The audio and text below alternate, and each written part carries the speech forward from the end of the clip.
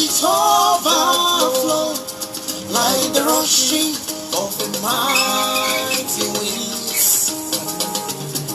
Let it overflow.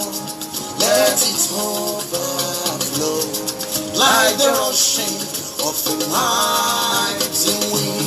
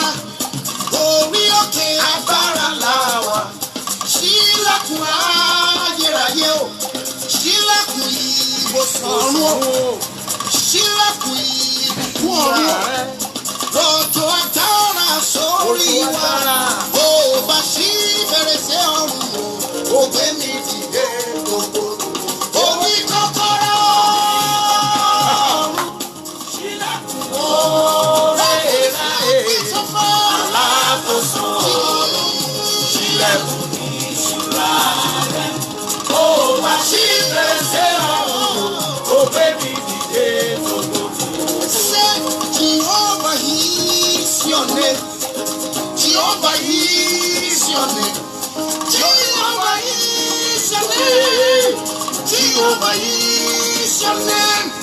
Your name is higher than any name. Your name is mighty. Your name is strong. Your name is excellent. Your name is glorious. Yes, sir. Oh, refagi kedaria. Oh, refagi lebalolia. Oh, remu okubi say.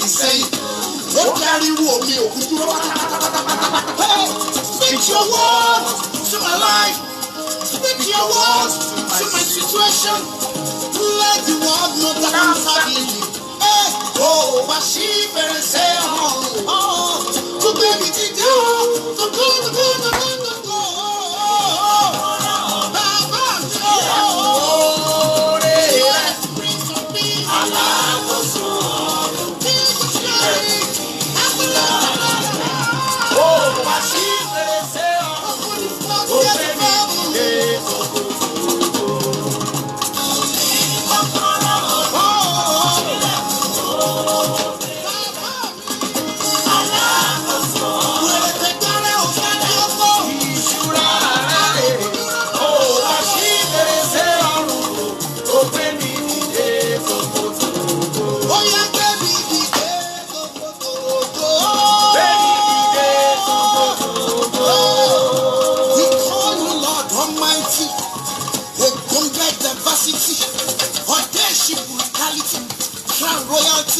So let's bow and worship His Majesty.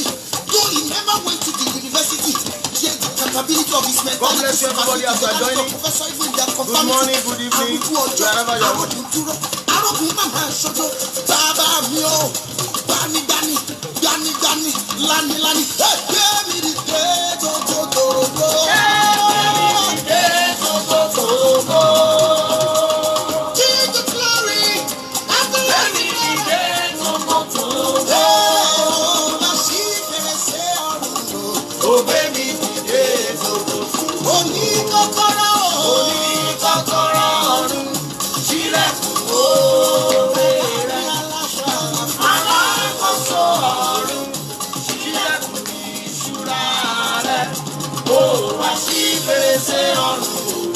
gbé mi dìde.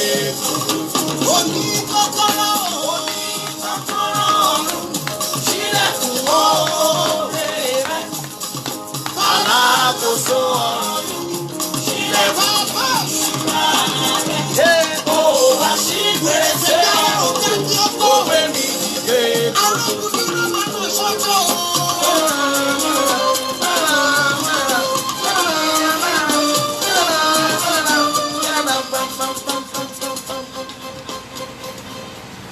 Mo kí gbogbo àwọn ọmọ Ọlọ́run tó ń wò mí ní orúkọ Olúwa, lórúkọ Jésù. Àdúrà wa yóò gbà, a ó sì jèrè àdúrà ní gbogbo ọ̀nà, ní gbogbo ìrìn àjò ayé wa, a ó jèrè àdúrà in the mighty name of Jesus. Mo kí wa pé ẹ káalẹ́, ẹ káàárọ̀, ẹ káàsán, ẹ kú ojúmọ́ ní gbogbo tí ẹ ti ń wò mí káàkiri gbogbo àgbáyé. Torí mo gba Ọlọ́run gbọ́ pé ẹnìkan ń wò mí lọ́wọ́lọ́wọ́ báyìí tó dẹ̀ ń ṣe àprógrámù pẹ̀lú àwọn ènìyàn. Èmi gba Ọlọ́run bàbá, Ọlọ́run ọmọ, Ọlọ́run ẹ̀mí mímọ́ gbọ́ pé ẹni tó wò mí tó lè táìpù àmì ní orúkọ tí bàbá tí ọmọ tí ẹ̀mí mímọ́, ayé yín yóò dìde tògótògó in the name of Jesus. Ayé yín, iṣẹ́ yín, ọ̀nà yín lórúkọ Jésù mo ní yóò dìde tògótògó pẹ̀lú ìrànlọ́wọ́ ẹ̀mí mímọ́ ní orúkọ tí bàbá tí ọmọ tí ẹ̀mí mímọ́.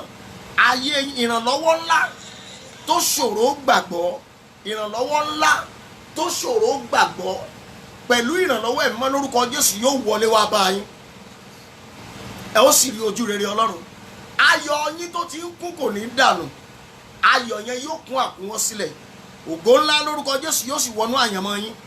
Mo wí pẹ̀lú ìrànlọ́wọ́ ẹ̀mí mímọ́ lórúkọ Jésù, mo ní ẹ ò ní ṣe é dá dúró, whether the devil likes it or not. Gbogbo ọmọ Ọlọ́run tó ń wò mí lórúkọ Jésù, mo ní ẹ ò ní ṣe é dá dúró. Ẹ̀dá kan kì í dá afẹ́fẹ́ dúró, ẹ̀dá kan kì í dá òye òrò dúró, ẹ̀dá kan kì í dá ríru omi òkun dúró. Níwọ̀n ìgbà tí wọ́n lè dá ọjọ́ dúró, tí wọ́n lè dá afẹ́fẹ́ dúró, tí wọ́n lè dá ilẹ̀ dúró, tí wọ́n lè dá ríru omi òkun dúró. Gbogbo ẹ̀yin èèyàn tẹ́ ń wò mí yìí láàárọ̀ yìí, lọ́sàn yìí, lálẹ́ yìí, lórúkọ Jésù ayé ò ní dá yín dúró in the mighty name of Jesus. In the mighty name of Jesus. Ẹ ó tinú ipá dé ipá, ẹ tinú ògo wọnú ògo, ẹ ó sì tinú ìṣerere wọnú ìṣerere ní orúkọ ti bàbá àti ti ọmọ àti ti ẹ̀mí mímọ́. Àánú tó ṣòro gbàgbọ́, èmi sọ torí pé mo jẹ́ wòlíì Olódùmarè. Àánú tó ṣòro gbàgbọ́ lórúkọ Jésù mo ní yóò wọnú àyànmọ́ yín. Ẹ ó sì ṣe rere, ẹ ò ní lọlẹ̀, ọkàn yín yóò balẹ̀. Ògo ni fọ́lọ́run lókè ọ̀run. Jésù Olúwa wa. Ẹ gbọ́ mi dáadáa ní alẹ́ yìí. À ń sọ̀rọ̀, ẹ̀mí mọ́ ní kí n bá wa sọ̀rọ̀ lórí angelic visitation, ìbẹ̀wò áńgẹ́lì láti ọ̀run wá. Angelic visitation. Mo gba Ọlọ́run gbọ́ pé àwọn èèyàn kan ń wò mí lọ́wọ́lọ́wọ́ tí wọ́n máa gba àlejò ayọ̀, tí áńgẹ́lì Ọlọ́run máa dé wọn lálejò pẹ̀lú ìrànlọ́wọ́ ẹ̀mí mímọ́ nínú oṣù kẹfà tí a wà yìí. Mo fẹ́ kẹ́ ẹ share program yìí, kẹ́ ẹ invite àwọn èèyàn. Ká tó tẹ̀síwájú, mo fẹ́ ká gbàdúrà díẹ̀. Before we proceed, I want us to pray very well. Mo fẹ́ ká gbàdúrà díẹ̀. Ẹ mọ̀ pé oṣù tuntun la wà yìí. Ẹ mọ̀ pé oṣù tuntun la wà. Mo dẹ̀ gba Ọlọ́run gbọ́ pé ìrìn àjò oṣù yìí ó máa já sí ire fún ayé gbogbo ọmọ Ọlọ́run. Ó máa já sí ẹ̀rín, ó máa já sí àṣeyọrí pẹ̀lú ìrànlọ́wọ́ ẹ̀mí mímọ́. Òjò àánú tí ò rọ̀ fún yín rí láyé láti ìgbà tẹ́ ẹ ti délé ayé. Bí ẹ bá gbàgbọ́ tí ẹ sì ṣàmì ní oṣù kẹfà tí èmi àti yín jọ wọ̀ yìí, lórúkọ Jésù òjò àánú yẹn yóò bẹ̀rẹ̀ sí í rọ̀ fún yín. Àkọ́kọ́ àdúrà wa lélẹ́yìí. Mọ́mí àti dádì ẹ jẹ́ ká dúpẹ́ lọ́wọ́ ẹ̀ fún àánú tá a rí gbà, fún ojú rere, fún orí ọ̀fẹ́ tó ń gbé ayé wa ró, fún ìdìde àti ìrànlọ́wọ́ tá a rí gbà káàkiri gbogbo àgbáyé. Mo fẹ́ kẹ́ ẹ dúpẹ́ lọ́wọ́ ẹ̀ nítorí tí ó ṣeun, nítorí tí àánú rẹ̀ dúró láéláé. Ìbéèrè yìí pé jẹ́ kí ara Ísírẹ́lì kí ó wí nísìnyí pé àánú rẹ̀ dúró láéláé. Jẹ́ kí ara ilé Jákọ́bù kí ó wí nísìnyí pé àánú rẹ̀ dúró láéláé. Bẹ́ẹ̀ náà ni ẹ̀yin tẹ́ ń wò mí, kẹ́yìn náà sọ nísìnyí pé àánú rẹ̀ dúró láéláé lórí ayé yín, lórí aya, lórí ọmọ, lórí ọkọ, lórí ẹbí, lórí ará. ọlọ́run tí ò jẹ́ kẹ́mi àti yóò gba lẹ́tà ìbànújẹ́, ọlọ́run tí ò jẹ́ akọ lẹ́tà ìbànújẹ́, ọlọ́run tí ò jẹ́ kí ìrìn àjò ayé yín kó dàrú, tí ò sì jẹ́ kí ìrìn àjò ayé tèmi náà ó dàrú. Ẹ bẹ̀rẹ̀ sí dúpẹ́ lọ́wọ́ rẹ̀ níbi tí ẹ bá wà. Mọ́mí àti dádì, ẹ dúpẹ́ gan lọ́wọ́ rẹ̀, ẹ dúpẹ́ gan lọ́wọ́ rẹ̀. Wherever you are watching me, I want you to appreciate God right now. God bless you everybody. Mo fẹ́ kẹ́ bẹ̀rẹ̀ sí dúpẹ́ lọ́wọ́ rẹ̀ gan. Ọlọ́run tó dá àwọn òkè ìgbàanì, ọlọ́run tó dá wa fúnra rẹ̀. Ọlọ́run tí kò ní competitor, kò sí ẹnì kankan tó ń bá compete pé òun ló fẹ́ di ọ̀gá, òun ló fẹ́ dọmọṣẹ́. Ẹ dúpẹ́ lọ́wọ́ rẹ̀ gan mọ́mí àti dádì. Ọkàn ìmoore ni mo fẹ́ kẹ́ ẹ jájọ lò láàárọ̀ ìkákẹ́ dúpẹ́ lọ́wọ́ rẹ̀ gan. Ẹ máa ṣe ní ọba àwọn ọba níbikíbi tí ẹ bá wà. Ẹ máa jẹ́rìí orúkọ rẹ̀. Ẹ dúpẹ́ lọ́wọ́ rẹ̀ nítorí tí ó ṣeun, nítorí tí àánú rẹ̀ dúró láéláé. Jẹ́ kí ara ilé Ísírẹ́lì kí ó wí ní ìsìn pé àánú rẹ̀ dúró láéláé. Bẹ́ẹ̀ náà ni gbogbo ènìyàn tó ń wò mí lọ́wọ́ báyìí kí ó máa sọ pé àánú rẹ̀ dúró láéláé lórí ayé yín. Ẹ dúpẹ́ lọ́wọ́ rẹ̀ gan lórí ìdílé yín. Ẹ dúpẹ́ lọ́wọ́ rẹ̀ gan lórí jíjáde yín. Ẹ dúpẹ́ lọ́wọ́ rẹ̀ gan lórí wíwọlé èmi àti yín. Ẹ dúpẹ́ lọ́wọ́ rẹ̀ gan. Èmi dúpẹ́, bẹ́ẹ̀ náà ni ẹ̀yin náà dúpẹ́. Àwa ń dúpẹ́. Ẹ bẹ̀rẹ̀ sí jẹ́rìí orúkọ rẹ̀. Ẹ bẹ̀rẹ̀ sí appreciate it. Wherever you are watching this program this morning, this evening, wherever you are watching, I want you to continue to appreciate God. Ẹ máa dúpẹ́ lọ́wọ́ rẹ̀ dáadáa. Ẹ máa ṣe ní ọba àwọn ọba. Ẹ jẹ́rìí orúkọ rẹ̀, ẹ jẹ́rìí agbára rẹ̀. Olórin yẹn wípé ọkàn mi yìn ọba ọ̀run, mú ọ̀rẹ́ wá sọ́dọ̀ rẹ̀. Wọ́tawó sátádàríjì tàlàbà àyìnbí rẹ̀. Yìn Olúwa, yìn Olúwa, yìn ọba àìnípẹ̀kun. Yìn Olúwa, yìn Olúwa, yìn ọba àìnípẹ̀kun. Mọ́mí àti dádì, ẹ máa dúpẹ́ lọ́wọ́ rẹ̀ níbikíbi tí ẹ bá ti ń wò mí. Ẹ máa share program yìí. Ẹ invite àwọn ènìyàn, ẹ invite ọ̀rẹ́, ẹ invite ojúlùmọ̀, ẹ invite àbúrò, ẹ invite ẹ̀gbọ́n. Kẹ́ ẹ bẹ̀rẹ̀ sí í jọ dúpẹ́ lọ́wọ́ rẹ̀ lọ́wọ́lọ́wọ́ báyìí. Ọlọ́run tí ò gbà kí orí wa ó dàrú, Ọlọ́run tí ò jẹ́ kí ayé yín ó dàrú, Ọlọ́run tí ò jẹ́ kí ọ̀nà yín ó dàrú, Ọlọ́run tí ò jẹ́ kí ìgbà yín ó dàrú, Ọlọ́run tí ò jẹ́ kí àṣeyọrí yín kó di ẹtì, Ọlọ́run tó ń gbé ògo yín jáde, Ọlọ́run tó ń gbé ògo èmi náà jáde, Ọlọ́run tó ń tì wá lẹ́yìn. Ìwọ ló ń dá wa lọ́lá, ìwọ ló ń gbé wa lórí sókè. Ọpẹ́lọpẹ́ Ọlọ́run lórí ayé wa. If not because of his power, if not because of his might, where will I be today? Where will you be today? Tí ìbá ṣe ọgbọ́n rẹ̀, tí kì í bá ṣe agbára rẹ̀, níbo làbá wà, níbo lẹ̀bá wà, níbo nìbá wà, ní irú ayé wo làbá gbé. Ẹ dúpẹ́ lọ́wọ́ rẹ̀ gan. Àwọn kan dáa jù yín lọ, ṣùgbọ́n wọ́n ti di ẹni ìgbàgbé. Àwọn kan rí èèyàn bí wọn. Bẹ́ẹ̀ ni sà, àwọn kan rí èèyàn bí wọn. Ilé olówó náà ti wá, ṣùgbọ́n ẹlẹ́dàá dá wọn ní àbírùn. Àwọn kan ò rí èèyàn bí wọn, Ọlọ́run dá wọn ní ológo. Bẹ́ẹ̀ ni àwọn kan ò rí èèyàn bí wọn, ṣùgbọ́n wọ́n jẹ́ èèyàn. Èmi ò rí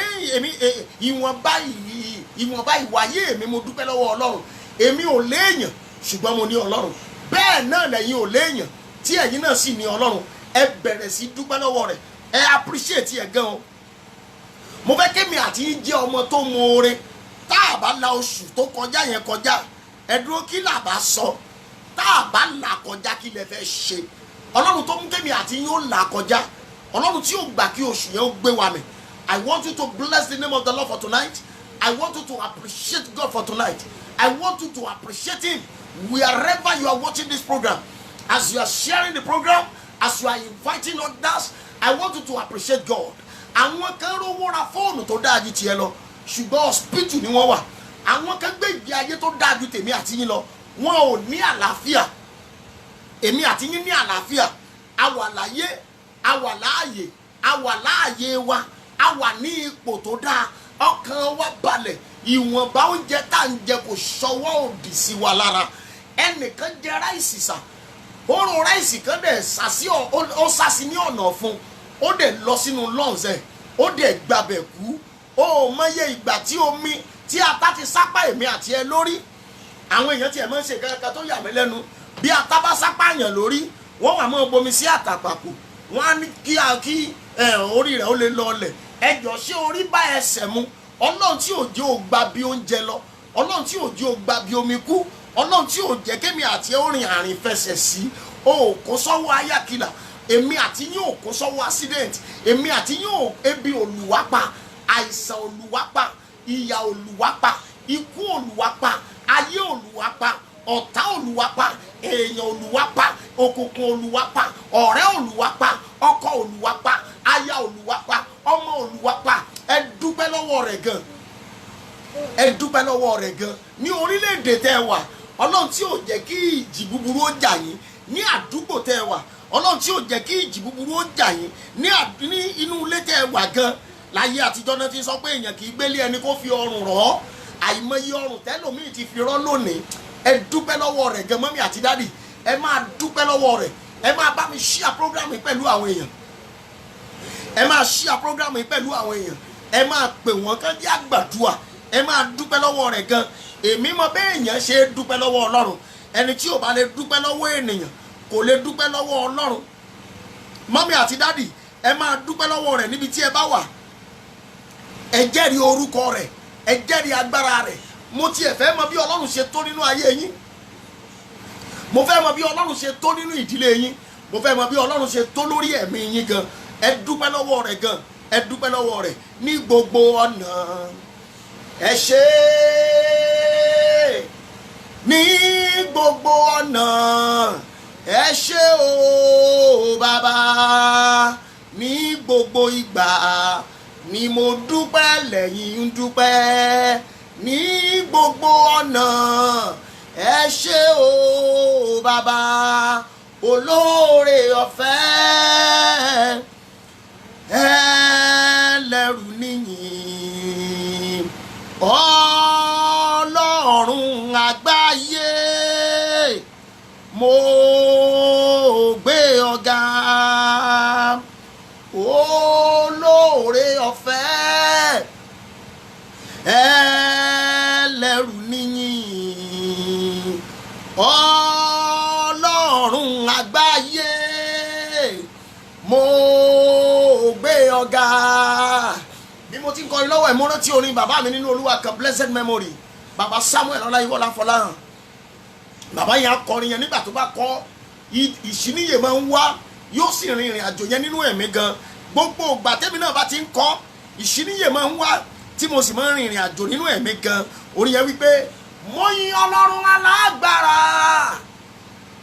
Ọlọ́run gbogbo ayé, mo yin Ọlọ́run alágbára, Ọlọ́run tó dá ọ̀run, mo yin Ọlọ́run alágbára, Ọlọ́run tó dá ayé, mo yin Ọlọ́run alágbára, Ọlọ́run Abrahamu mi, mo yin Ọlọ́run alágbára, Ọlọ́run Ìsákì mi, mo yin Ọlọ́run alágbára, Ọlọ́run Jákọ́bù mi, mo yin Ọlọ́run alágbára, Ọlọ́run Àìsáyà mi, mo yin Ọlọ́run alágbára, Ọlọ́run bàbá mi, mo yin Ọlọ́run alágbára, Ọlọ́run Ọbádáre, mo yin Ọlọ́run alágbára, Ọlọ́run Ayọ̀délé Babalọ́lá, mo yin Ọlọ́run alágbára, Ọlọ́run Mẹ̀dáyéṣe, mo yin Ọlọ́run alágbára, Ọlọ́run Adébóyè, mo yin Ọlọ́run alágbára,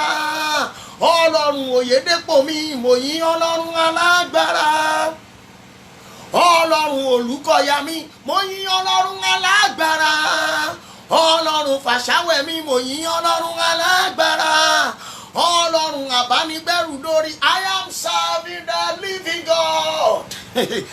I'm serving the living God. I'm serving the living, serving the living, serving the living God. I am serving the living God. I'm serving a living God. I'm serving a living, serving the living, serving the living God. Ẹ̀yin wo lẹ́jọ́ yin Ọlọ́run alágbára tẹ́ ẹ lè bá mi yìn dáadáa. èmi ò mọ̀rú ọlọ́run tẹ̀yìn sìn, bóyá ẹ̀yin náà lè sìn dáadáa, bóyá ẹ lè yìn dáadáa fún oore rẹ̀ tó pọ̀ lórí ayé wa. olórin yẹn wípé àkàìkà tán oore bàbá ṣe láyé mi kò ló ń kà, àkàìkà tán ni. ẹ mọ̀ wò pé mo mọ̀ yìn ọlọ́run pé ìyìn yìí mọ̀ pọ̀ lẹ́nu ọkùnrin lálẹ́ yìí, èmi rà àánú gbà ni, tí mo sì mọ̀ pé ẹ̀yin náà rí àánú gbà. àkàìkà tán oore bàbá ṣe láyé mi kò ló ń kà, àkàìkà tán ni. mi ò mọ̀ bóyá ó ṣe ẹ̀yin náà lóore, toró ṣe mí lóore gẹ́gẹ́.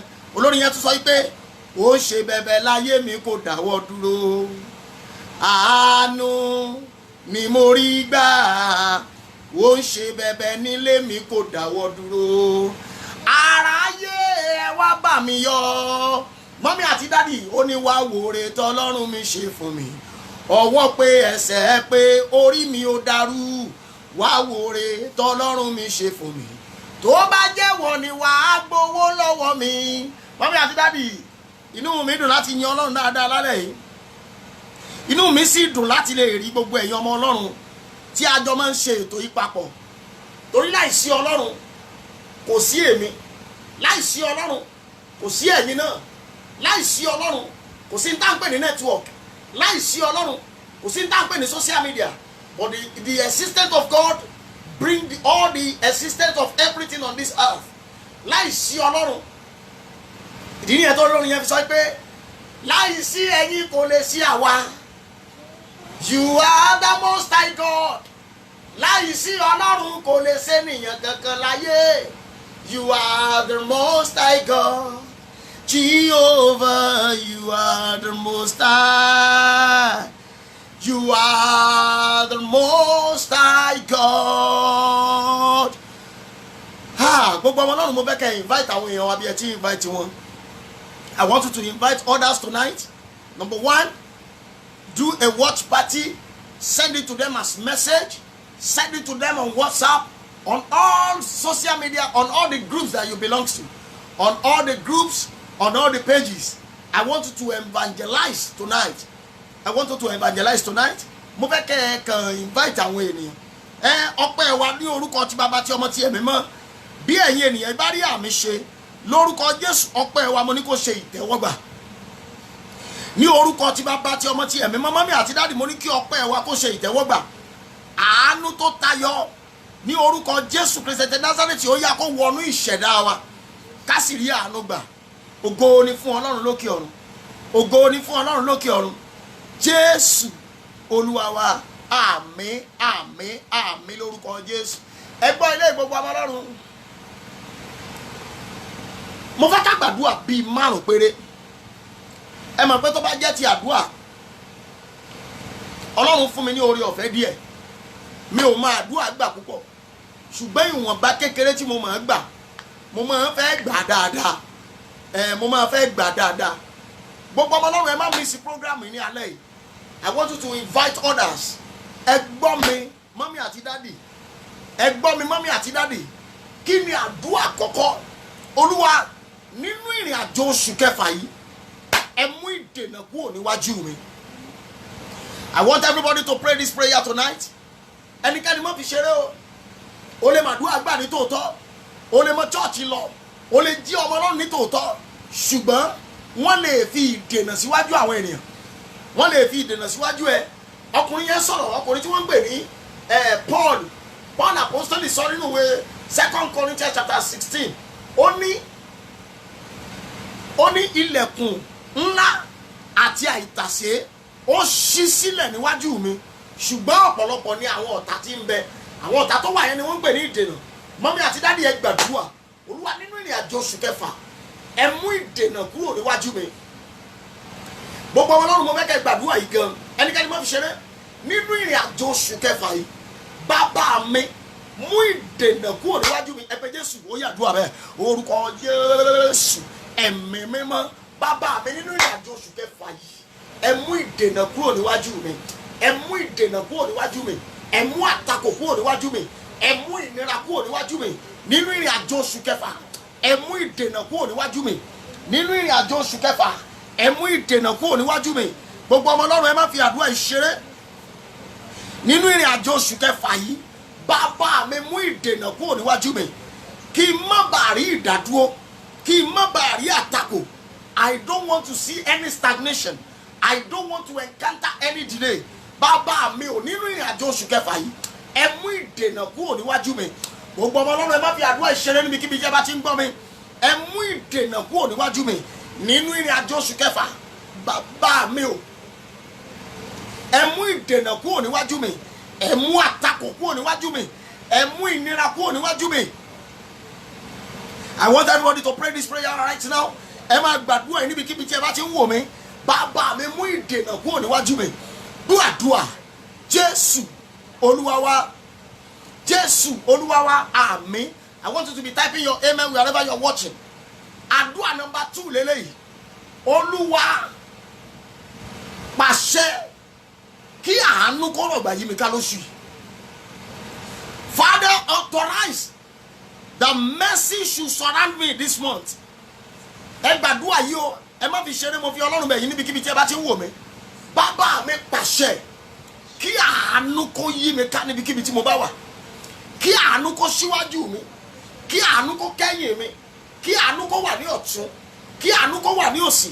Bàbá mi pàṣẹ kí àánú kó yí mi ká níbikíbi tí mo bá wà. Ẹ pé Jésù, ó yàdúrà bẹ́ẹ̀.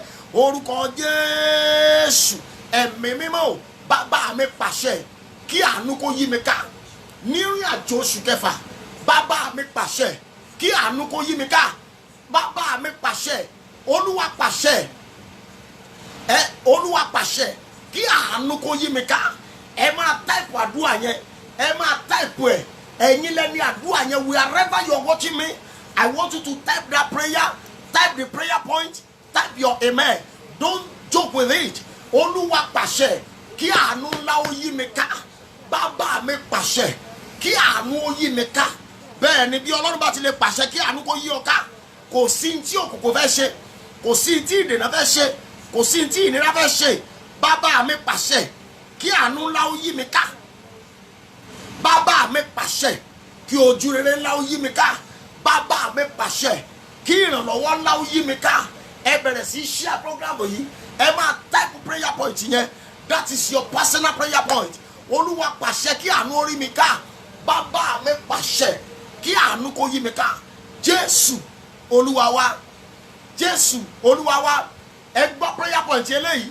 Olúwa ní oṣù kẹfà yìí mi ò fẹ́ ìnira. I want to be problem free. I want to be problem free. Mi ò fẹ́ rí ìnira rárá lóṣù yìí. Olúwa yọ̀ǹda kí n má rí ìnira, kí n má rí ìṣòro lóṣù yìí. Ẹ pé Jésù, ó yá àdúrà bẹ́ẹ̀. Orúkọ Jésù, ẹ̀mí mímọ́, bàbá mi pàṣẹ kí n má rí ìnira rárá lóṣù yìí. Bàbá mi ẹ pàṣẹ kí n má rí ìnira rárá ní oṣù kẹfà. Kí n má rí ìṣòro kẹ̀kẹ́ rárá nínú ìrìn àjò oṣù kẹfà. I want everybody to pray this prayer. Ẹ jọ̀ọ́ ẹ má fi ṣeré wherever you are watching. If you are invited, I want you to type your amen and your prayer point. Ẹ má fi ṣeré gan. Ẹ má fi ṣeré rárá o. Bàbá mi pàṣẹ sẹ́ nínú ìrìn àjò oṣù kẹfà yìí mi ò fẹ́ rí ìnira. I want to be problem free. Olúwa ní oṣù kẹfà yìí mi ò fẹ́ rí ìnira rárá. Ní oṣù kẹfà yìí mi ò fẹ́ rí wàhálà. Mi ò fẹ́ rí gbèsè. Mi ò fẹ́ rí ìjákulẹ̀. I want everybody to pray this prayer. Ẹ má fi ṣeré níbikíbi tí ẹ bá ti ń wò mí. Ẹ má fi ṣeré ní oṣù kẹfà yìí. Bíbélì wípé ohun tí ẹ bá sọ létí mi lèmi ó ṣe. Ní oṣù kẹfà yìí mi ò fẹ́ ìnira. Ní oṣù kẹfà yìí mi ò fẹ́ wàhálà. Ní oṣù kẹfà yìí bẹ́ẹ̀ ni mi ò fẹ́ ìnira. Bẹ́ẹ̀ ni ohun tí ẹ bá sọ létí mi òun ni èmi ó ṣe. Ní oṣù kẹfà yìí mi ò fẹ́ ìnira. Ní oṣù kẹfà yìí mi ò fẹ́ wàhálà. Mi ò fẹ́ ìnira. Bàbá mi pàṣẹ kí n má rí ìnira lóṣù kẹfà yìí. Oṣù yìí yìí kó rọ̀ mẹ́ lọ́rùn. Jésù Olúwa wa, Jésù Olúwa wa. Ẹgbọ́n tí Bíbélì sọ, Bíbélì wípé ká máa ra ìgbà padà nítorí búburú ni àwọn ọjọ́. Bíbélì wípé máa ra ìgbà padà nítorí búburú ni àwọn ọjọ́. Ẹ gbọ́ àdúrà yìí. Mo fẹ́ kẹ́ ẹ sọ tẹ́lẹ̀ wherever you are watching me. I want you to prophesy. Invite others now. Invite others, please. Ẹ máa invite àwọn èèyàn. Ẹ pe nọ́mbà wọn.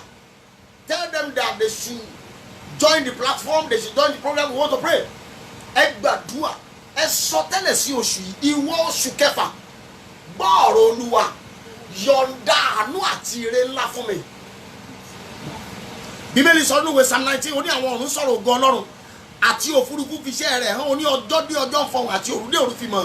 Kò sí ohun kan tàbí èdè kan níbi tí a kò gbọ́ ìró wọn la gbogbo ayé jà àti ọ̀rọ̀ wọn dé òpin ayé. Ẹ gbàdúrà, ẹ sọ tẹ́lẹ̀.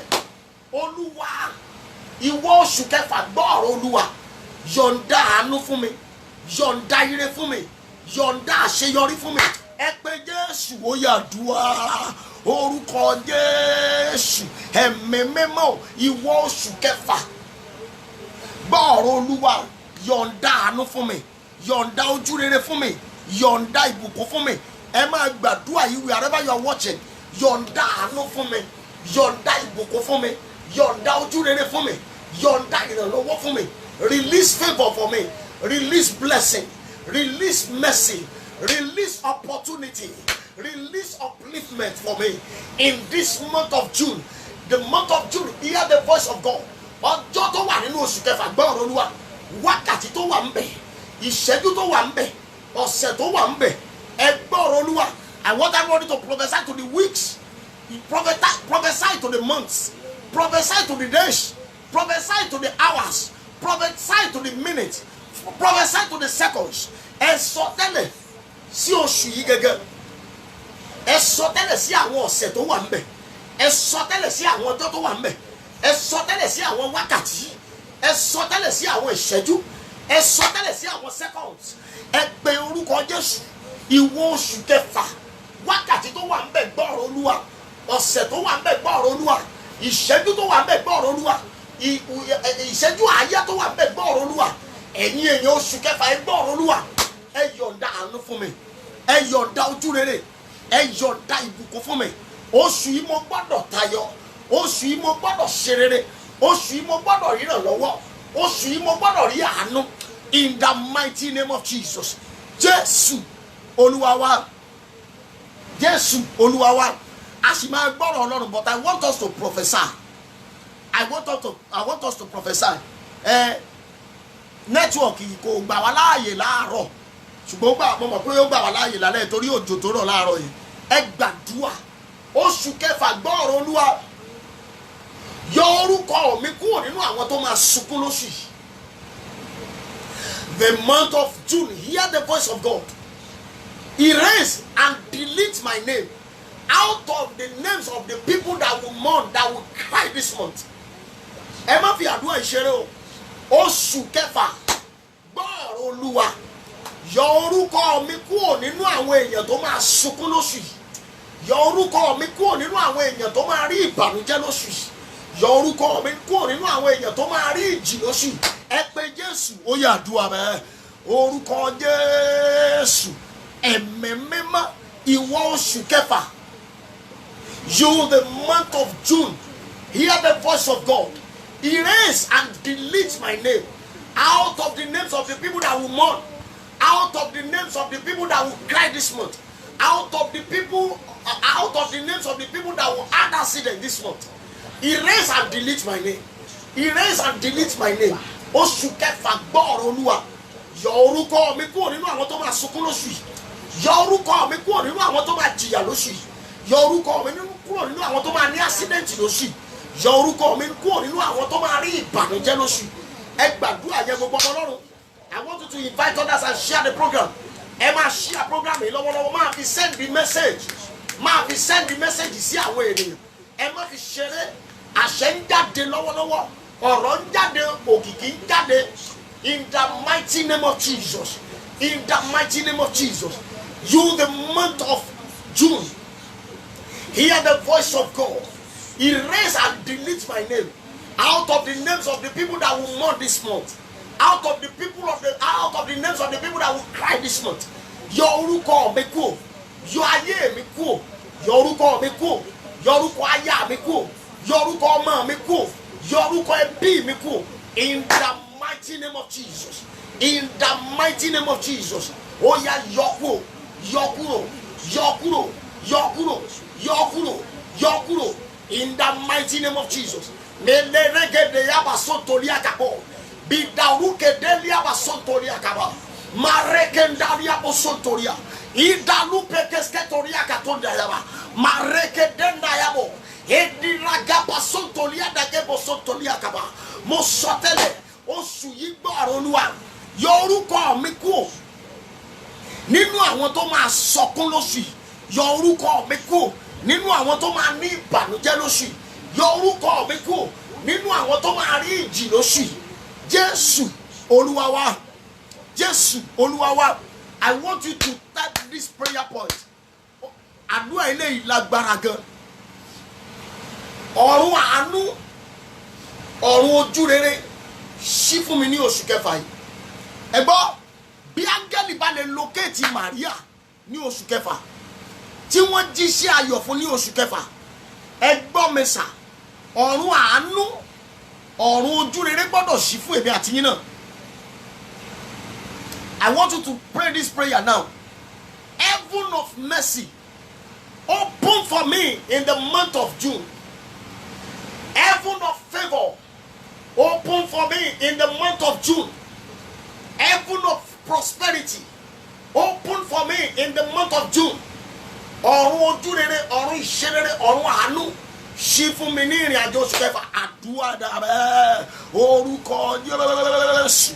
Ẹ̀mí mímọ́, ọ̀run ìrànlọ́wọ́ ẹ ṣí fún mi lóṣù kẹfà. Ọ̀run ojú rere ẹ ṣí fún mi lóṣù kẹfà. Ọ̀run ìgbédìde ẹ ṣí fún mi lóṣù kẹfà. In the mighty name of Jesus. In the mighty name of Jesus. In the mighty name of Jesus. Ó yá ṣí fún mi. Ó yá ṣí fún mi. Ọ̀run àánú ṣí fún mi. Ọ̀run ìrànlọ́wọ́ ṣí fún mi. Ọ̀run ojú rere ṣí fún mi. In the name of Jesus. In the name of Jesus. Ọ̀run àánú ṣí fún mi. In the mighty name of Jesus. In the mighty name of Jesus. Ọ̀run àánú ṣí fún mi. Ọ̀run ojú rere ṣí fún mi. Ọ̀run ìgbédìde ṣí fún mi. Kọ́run ó ṣí fún mi lóṣù yìí. Ọ̀run àánú, ọ̀run ojú rere, ọ̀run ìbùkún, ọ̀run owó ńlá ṣí fún mi lóṣù yìí. In the mighty name of Jesus. In the mighty name of Jesus. In Jesus' mighty name we pray. In Jesus' mighty name we pray. Ẹgbà ẹyọ kan tó kù yìí. Lẹ́yìn ilé màá bá wa sọ̀rọ̀ Ọlọ́run. Ẹ má bínú, ẹ mọ̀ pé bí ẹ̀mí bá ṣe darí wa ni. Ẹ gbọ́ àdúrà yìí. Ẹ sọ tẹ́lẹ̀ pẹ̀lú ìrànlọ́wọ́ ẹ̀mí mọ̀ pé Olúwa ní oṣù kẹfà yìí fún mi ní àṣẹ láti ṣe rere. Give me the authority to prosper. Bẹ́ẹ̀ni, give me the authority to do exploit. I want everybody to pray this prayer right now. Give me the authority to do exploit. Give me the authority to prosper. Give me the authority to replenish, to subdue, to multiply. Ẹ fún mi ní orí ọ̀fẹ́. Ẹ fún mi ní àṣẹ láti gbìnlẹ̀, láti di ńlá, láti di púpọ̀ sí. Ẹ yọ̀ǹda rẹ̀ fún mi. Ó yá àdúrà orúkọ Jésù. Ẹ̀mí mímọ́. Father, in this month of June, give me the authority to multiply. Give me the authority to do exploit. Give me the authority to subdue. Give me the authority to replenish. Give me the authority to expand. Give me the authority to multiply. In the mighty name of Jesus. In the mighty name of Jesus. Father, give me the authority. Give me the authority to multiply. Give me the authority to subdue. Give me the authority to increase. Give me the authority to replenish. Give me the authority to do exploit. In the mighty name of Jesus. In the mighty name of Jesus. Ọlọ́run yọ̀ǹda àṣẹ fún mi láti di ńlá. Yọ̀ǹda àṣẹ fún mi láti di púpọ̀. Yọ̀ǹda àṣẹ fún mi láti ṣe rere, yọ̀ǹda àṣẹ fún mi láti gbilẹ̀. In the name of Jesus, in the name of Jesus, in the mighty name of Jesus. Ọlọ́run yọ̀ǹda àṣẹ fún mi. Jésù Olúwa wa, Jésù Olúwa wa. Ẹ gbọ́ àdúrà yìí. Ok, ẹ jẹ́ kí n súre fún wa. Ṣùgbọ́n ẹ gbọ́ àdúrà yìí. Olúwa ní oṣù kẹfà yìí má jẹ́ kí orí mi ó gbàbọ̀dè. I want everybody to pray this prayer. Bí ẹ̀mí mọ́ Ọlọ́run ṣe gbé wá nìyẹn. Ní oṣù kẹfà yìí, orí mi ò gbọ́dọ̀ gbàbọ̀dè. Orí aya, orí ọmọ ò gbọ́dọ̀ gbàbọ̀dè. Orí ọkọ mi ò gbọ́dọ̀ gbàbọ̀dè. Gbogbo ohun tó kó lé mi lọ́wọ́, orí wọn ò gbọ́dọ̀ gbàbọ̀dè. Aya mi, ọmọ mi, ọkọ mi, iṣẹ́ mi, irinṣẹ́ mi tí mò ń lò, mọ́tò ni, èyí tí mò ń lò nulẹ̀, wọn ò gbọ́dọ̀ gbàbọ̀dè tì mí. Ẹ pé Jésù, ó yá àdúrà bẹ́ẹ̀. Orúkọ Jésù, ẹ̀mí mímọ́, ohun gbogbo tí mò ń lò, orí mi ò gbọ́dọ̀ gbàbọ̀dè, ayé mi ò gbọ́dọ̀ gbàbọ̀dè, aya mi ò gbọ́dọ̀ gbàbọ̀dè, ọmọ mi ò gbọ́dọ̀ gbàbọ̀dè, iṣẹ́ mi ò gbọ́dọ̀ gbàbọ̀dè, ilé mi ò gbọ́dọ̀ gbàbọ̀dè, gbogbo irinṣẹ́ mi tí mò ń lò, gbogbo ohun tí Ọlọ́run yọ̀ǹda fún mi ò gbọ́dọ̀ gbàbọ̀dè tì mí, ilé mi ò gbọ́dọ̀ gbàbọ̀dè tì mí, mọ́tò mi ò gbọ́dọ̀ gbàbọ̀dè tì mí, iṣẹ́ ìránṣẹ́ mi ò gbọ́dọ̀ gbàbọ̀dè tì mí, ọmọ ìjọ ò gbọ́dọ̀ gbàbọ̀dè tì mí, àbọ̀dè ò gbọ́dọ̀ wọnú ìrìn àjò oṣù yìí fún mi, àbọ̀dè ò gbọ́dọ̀ wọnú ìrìn àjò oṣù yìí fún mi. I want everybody to pray this prayer wherever you are watching me. I want you to pray the prayer. Àbọ̀dè ò gbọ́dọ̀ wọnú iṣẹ́ mi, kò gbọ́dọ̀ wọnú ayé mi ní oṣù kẹfà yìí. Mi ò gbọ́dọ̀ rí àbọ̀dè, kò gbọ́dọ̀ wọnú iṣẹ́ mi, kò gbọ́dọ̀ wọnú ayé mi, kò gbọ́dọ̀ wọnú ìgbéyàwó mi, kò gbọ́dọ̀ wọnú ìdílé mi. Orí mi ò gbọ́dọ̀ gbàbọ̀dè, ilé mi ò gbọ́dọ̀ gbàbọ̀dè, ayé mi ò gbọ́dọ̀ gbàbọ̀dè, iṣẹ́ mi ò gbọ́dọ̀ gbàbọ̀dè. In the mighty name of Jesus, in the mighty name of Jesus. Ẹ̀mí mímọ́ fi àṣẹ dáhùn, ẹ̀mí mímọ́ fi àṣẹ dáhùn. Jésù Olúwa wa, Jésù Olúwa wa. God bless you as you are sharing the program. God bless you as you are inviting others. I want us to pray this prayer. Ẹ má bínú, àdúrà ẹyọ kan tó kù rèé, a sì máa gbàdúrà. Ẹ ti mọ̀ pé tá a bá ti wà ní ìṣọ́ òru báyìí, tá a bá ti wà ní ìṣọ́ òru báyìí, a máa ń gbàdúrà ju ọ̀sán lọ. Ọ̀sán aráyè gbọ́rọ̀ Ọlọ́run dáadáa, but òru méje là ń bá lọ báyìí tí a máa bẹ̀rẹ̀ lálẹ́ from on the 1 to on the 7. From on the 1 to on the 7. Òru kìkì òru ni. Ọjọ́ méjì àkọ́kọ́ nínú àjò oṣù kẹfà yìí, a fẹ́ fi wọnú májẹ̀mú tó le pẹ̀lú Ọlọ́run. Ẹ gbàdúrà ẹyọ kan tó kù yìí. Olúwa, jẹ́ kí n jẹ́ ìtẹ́wọ́gbà níbi gbogbo tí n bá dé lóṣù yìí. Let me be acceptable. Gbogbo bí tí mo bá wọ̀, jẹ́ kí èmi gẹ́gẹ́ ó jẹ́ ìtẹ́wọ́gbà. My picture, my credentials, my document, my ministry, my voice, let it be acceptable. Ibi tí ohùn mi bá wọ̀, ẹjọ́ jẹ́ ìtẹ́wọ́gbà. Ibi tí àwòrán mi bá wọ̀ fún rere, ẹjọ́ jẹ́ ìtẹ́wọ́gbà. Ibi tí credentials mi bá wọ̀, ẹjọ́ jẹ́ ìtẹ́wọ́gbà. Ibi tí document mi bá wọ̀, ẹjọ́ jẹ́ ìtẹ́wọ́gbà. Ẹ pé Jésù, ó yá àdúrà bẹ́ẹ̀. Orúkọ Jésù, ẹ̀mí mímọ́, wherever I enter for this month of June 2020, let me be acceptable. Let me be acceptable. Let me be acceptable. In the mighty name of Jesus. Let me be acceptable. In the mighty name of Jesus. Let me be acceptable. In the mighty name of Jesus. Father, let me be acceptable.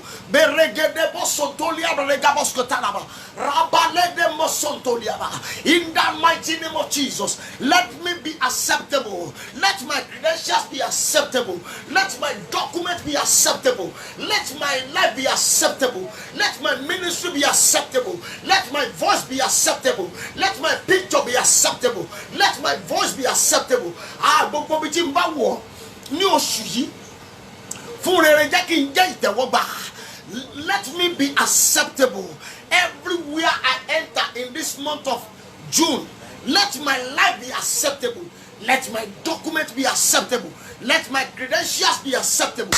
In the name of Jesus. In the name of Jesus. In the mighty name of Jesus. In Jesus' mighty name we have prayed. Gbogbo bí tí èmi àti yín bá wọ̀ ní oṣù kẹfà yìí, ibi tí àwòrán wa bá wọ̀ fún rere, tí credentials wa wọ̀, tí document wa bá wọ̀, lórúkọ Jésù yá mo ní ká jẹ́ ìtẹ́wọ́gbà. Gbogbo ẹ̀yin ìránṣẹ́ Ọlọ́run tẹ́ wò mí, wherever your ministry enter in this month of June, your ministry will be acceptable. Your life will be acceptable. Your glory will be acceptable. In the mighty name of Jesus. Your credentials, your passport, your document will be acceptable for the glory of God to be manifest. In the mighty name of Jesus. You will be acceptable. You will be acceptable. You will be acceptable. In the name of Jesus. And so shall it be. In Jesus' mighty name we have prayed. Amen. Amen. Amen. In Jesus' name. Praise the name of the Lord. Praise the name of the Lord. We are talking about angelic visitation. We are talking about angelic visitation. Ìbẹ̀wò áńgẹ́lì. Tá a bá ní ká kọ́kọ́ wò ó nínú Bíbélì tá à ń gbé lọ́wọ́ káàkiri, wọ́n sọ̀rọ̀ nípa áńgẹ́lì ní 283 times. Angel was mentioned in the Bible for 283 times. Ni wọ́n fi sọ̀rọ̀ nípa áńgẹ́lì. Ẹ gbọ́ mi dáadáa mọ́mí àti dádì, yìí tó túmọ̀ sí pé wọ́n sọ̀rọ̀ nípa áńgẹ́lì ní gbogbo ìgbà. Kò sí ìṣẹ̀lẹ̀ kan tó ṣẹlẹ̀ from the book of Genesis to Revelation tí a sọ̀rọ̀ áńgẹ́lì tí áńgẹ́lì ò farahàn bẹ́ẹ̀. Listen to this. When we are talking about angelic visitation, ìyẹn gẹ́gẹ́ là ń pè ní ìbẹ̀wò látọ̀dọ̀ Ọlọ́run wá. Because there is no angel that can visit nor deliver message to anybody without the concept of God Almighty. Because they are the agents, they are the messengers of God. Lóòótọ́ ni Bíbélì sọ yìí pé àwọn áńgẹ́lì jẹ́ ìránṣẹ́ fún wa, a jù wọ́n lọ níwájú Ọlọ́run.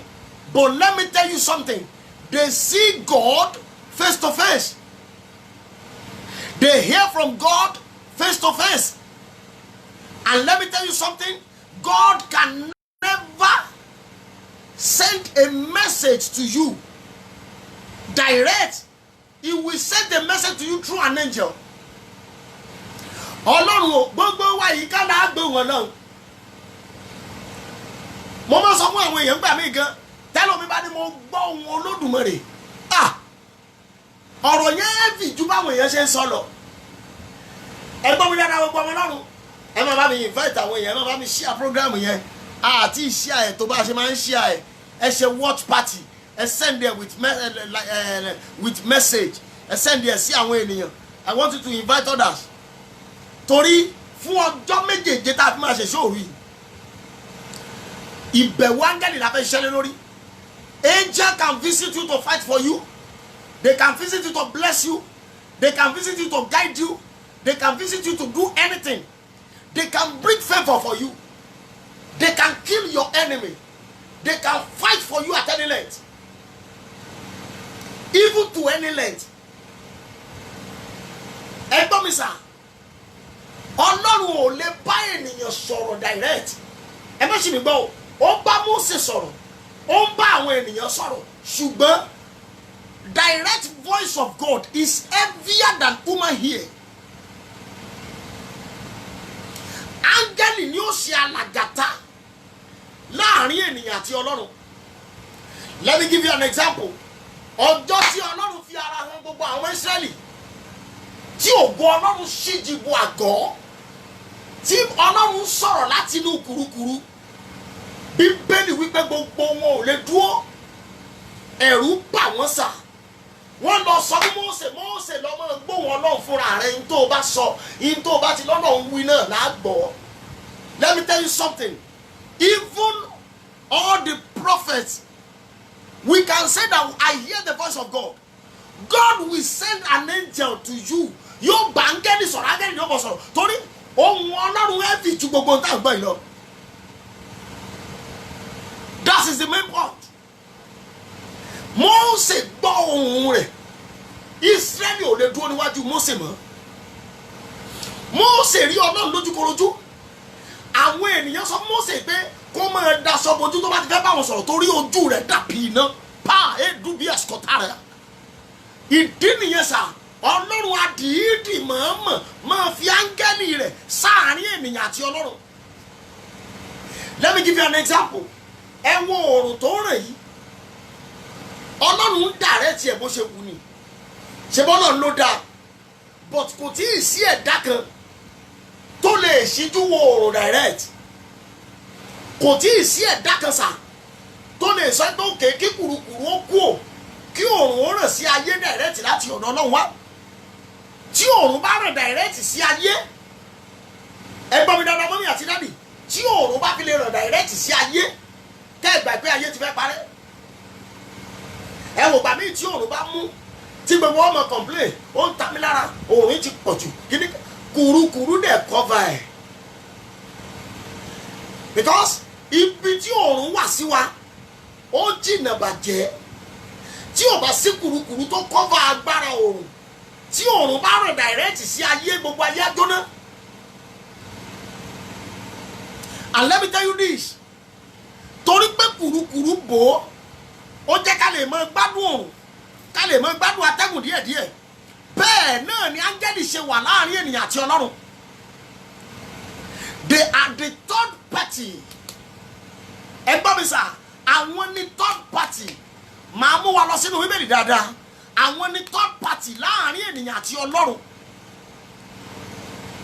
Ẹ wò gbà tí àwọn ènìyàn kọ́ ilé ìṣọ́ Bábélì tálá wọn fẹ́ lọ bá ọlọ́run direct níwèé Genesis chapter 5 sorry wọ́n kọ́ ilé ìṣọ́ Bábélì wọ́n fẹ́ lọ bá ọlọ́run they want to go and be having a direct encounter with God. Bíbélì wípé ọlọ́run rí pé ìṣọ̀kan ti wà láàrin wọn ọlọ́run dà wọ́n lédè o since then ọlọ́run ti mọ̀ọ́mọ̀ wá dìídì mọ̀ọ́mọ̀ gbé áńgẹ́lì sáàrin àwọn àti ọlọ́run. Let me go straight to the point now. Ọ̀pọ̀lọpọ̀ iṣẹ́ ni ọlọ́run fẹ́ rán sí ayé ó fẹ́ bá èmi àti ẹ sọ̀rọ̀ ṣùgbọ́n kò lè bá wa sọ̀rọ̀ direct etí ìwà ìkéré sí tó lè gbọ́ ó kéré sí láti gbọ́ òun ọlọ́run sá. But I want to tell you something tonight. There is going to be a divine visitation through an angel to your life tonight in the mighty name of Jesus. We want to empower our angel and we want to send a message. God is sending an angel to you to come and deliver you. Number one, to come and deliver a great message for your life. Number two, to come and protect you. Number three, to come and bless you. Number four, to come and lift you up. Number five, in the mighty name of Jesus. Ẹgbọ́n mi dáadáa mọ́mí àti dádì tẹ́ ẹ bá lọ ka Bíbélì dáadáa láti ìgbà Abraham láti bẹ̀rẹ̀ sí gbọ́ nípa áńgẹ́lì pé àkọ́kọ́ sọ̀rọ̀ áńgẹ́lì nínú Bíbélì ó nígbà obìnrin tí à ń pè ní Ágárì bẹ́ẹ̀ ni. Ok, kó tó dìgbà Ágárì ṣùgbọ́n níbi tá a ti kọ́kọ́ sọ̀rọ̀ áńgẹ́lì a pè wọ́n ní áńgẹ́lì ńbẹ̀. That is Genesis chapter 3. Genesis chapter 3 tí a bá lọ wo Genesis chapter 3 yẹn nígbà tí Ọlọ́run lé Ádámù àti Éfà jáde bẹ́ẹ̀ ni sà nígbà tí Ọlọ́run lé Ádámù àti Éfà jáde ẹgbọ́n Genesis chapter 3 from the last verse 24 bẹ́ẹ̀ ni Ọlọ́run lé ọkùnrin náà jáde ó sì fi àwọn kérúbù àti idà iná dé ìhà ìlà oòrùn Ídẹ́nì tí ó kọjú tí ń jù káàkiri láti máa ṣọ́ igi ìyè náà. Listen to me very well. Bẹ́ẹ̀ ni Ọlọ́run lé ọkùnrin náà jáde, ó sì fi àwọn kérúbù àti idà iná de ìlà oòrùn Ídẹ́nì tí ń jù káàkiri láti máa ṣọ́ ọ̀nà igi ìyè náà. Ibi láti kọ́kọ́ sọ̀rọ̀ nípa àwọn áńgẹ́lì tá à ń pè ní kérúbù. But let me tell you something, we didn't call them angel here. Ìgbà tá a kọ Bíbélì síwájú, tá a kà síwájú, la tó mọ̀ pé lára àwọn áńgẹ́lì ọ̀run ni wọ́n pè ní kérúbù. Amen somebody. Ṣùgbọ́n pé a dárúkọ a pè wọ́n ní áńgẹ́lì, a bẹ̀rẹ̀ sí sọ̀rọ̀ nípa wọn láti gba ayé Ágárì. Ẹgbọ́n mi sà, angel are for protection, angel are for elevation, angel are for blessing, angel are for deliverance. Ẹgbọ́n mi dáadáa, mọ́mí àti dádì, divine encounter ní ayé mi àti yín fẹ́ pàdé. Divine encounter with your personal angel. And at this period, God is going to renew your angel. That will be more faster than before. That will be more powerful than before. Because your life need a new turnaround. Ẹgbọ́n mi dára mọ́mí àti dádì, oṣù kẹfà yìí, ayé yín nílò ìyípadà titun. Iṣẹ́ yín nílò ìyípadà titun. Àyànmọ́ yín nílò ìyípadà titun. Ẹgbọ́n mi dáadáa o, ẹ gbọ́dọ̀ sọ ìtàn àtijọ́ mọ́. In the mighty name of Jesus. In the mighty name of Jesus. A fẹ́ pe áńgẹ́lì lọ ní alẹ́ yìí. Ẹ jẹ́ kí n mú wa lọ bìkan tó ṣe pàtàkì nínú Bíbélì.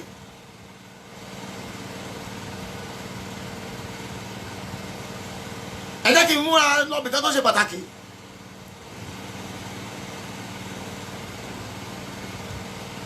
Genesis chapter 16.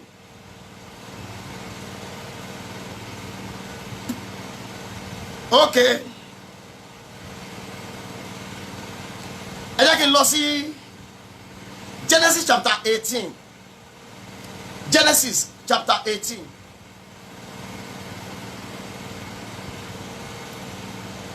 Genesis chapter 18. Bẹ̀rẹ̀ láti ẹsẹ̀ ìkíní, Genesis 18 from verse 1. Olúwa sì farahàn ní igbó Mamre. Ó sì jókòó ní ẹnu ọ̀nà àgọ́ ní ìmóoru ọjọ́. Ó sì gbé ojú rẹ̀ sókè. Ó wò ó sì kíyèsí ọkùnrin mẹ́ta dúró ní ẹ̀bá ọ̀dọ̀ rẹ̀. Nígbà tí ó sì rí wọn, ó súré láti ẹnu ọ̀nà àgọ́ láti lọ pàdé wọn. Ó sì tẹríba sílẹ̀. Ó sì pé Olúwa mi, ǹjẹ́ bí èmi bá rí oore ọ̀fẹ́ ní ojú rẹ̀, èmi ń bẹ̀ ọ́, má ṣe kọjá kúrò lọ́dọ̀ mi. Má ṣe kọjá kúrò lọ́dọ̀ ọmọ ọ̀dọ̀ rẹ̀. Jẹ́ kí a mú omi díẹ̀ wá ní ìsinyìí, kí ẹ̀yin kí ó wẹ ẹsẹ̀ yín, kí ẹ̀yin kí ó sì sinmi lábẹ́ igi. Ẹ gbọ́ mi dáadáa. Níbí yìí, Bíbélì jẹ́ kó yé wa pé àwọn ọkùnrin mẹ́ta. Ṣùgbọ́n ẹ gbọ́ mi sà, nígbà tí ìrìn àjò yẹn rìn síwájú díẹ̀, nígbà tí ìrìn àjò yẹn rìn síwájú díẹ̀, a padà pè wọ́n ní áńgẹ́lì.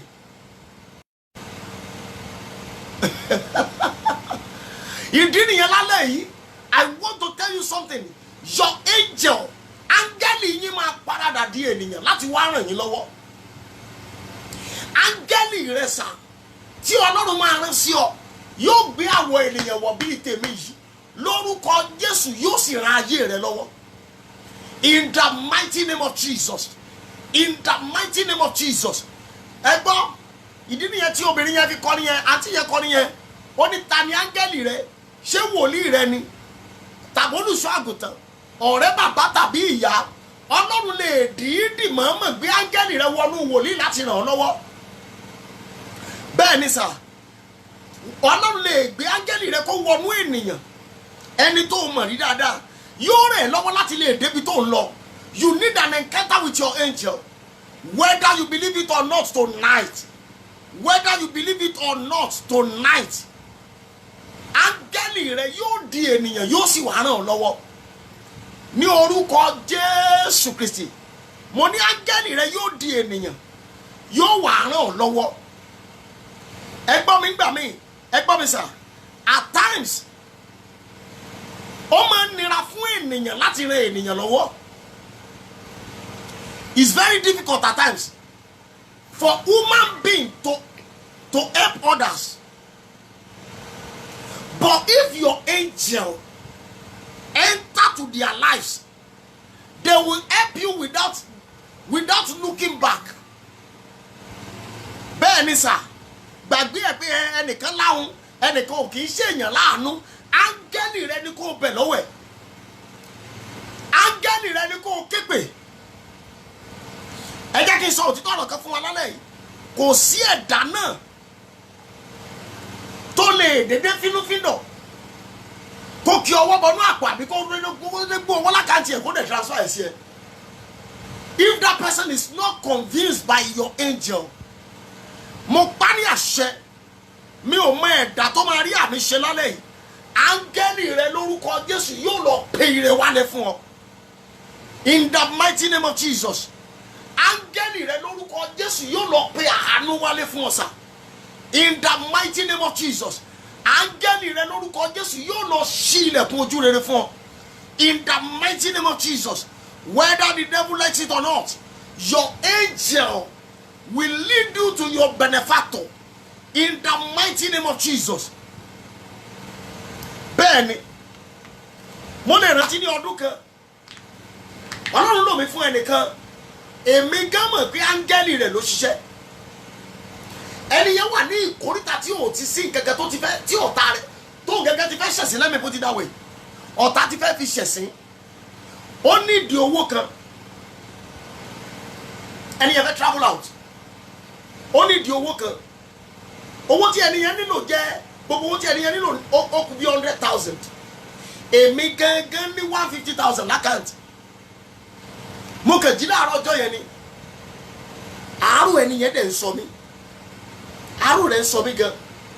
Ìgbà yẹn dẹ̀ bọ̀ sí àsìkò tí àwa náà fẹ́ sanwó kan lórí ilẹ̀ wa ní Ìbàdàn gbà yẹn. Ó bọ́ sí àsìkò táwa gan ní iṣẹ́ ńlá kẹta fẹ́ ṣe. But let me tell you something. Bí ọkàn mi ṣe fà sí ẹni yẹn, kò pẹ́ lẹ́ni yẹn dé mu ní ọkàn mi dẹ̀ fà sí ẹ láàárọ̀ yìí. Ó ní dádì, ó ti wà ní ìkóríta kan tó ti ẹ̀ need favour, ojú ẹsẹ̀ ó ti bẹ̀rẹ̀ sí sunkún. Nígbà tó sọ, by the time he told me what he needs, I don't know when I just took my phone, mo dẹ̀ send 100,000 sákàntì ẹ̀. Inú ẹ̀ dùn gan, ọ̀nà rẹ̀ ṣí.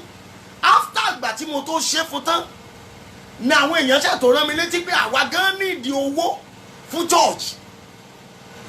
Mo wá ń wò ó, báwo mo ṣe fẹ́ gba owó ìpadà lọ́wọ́ ẹni. This person will not return my money o.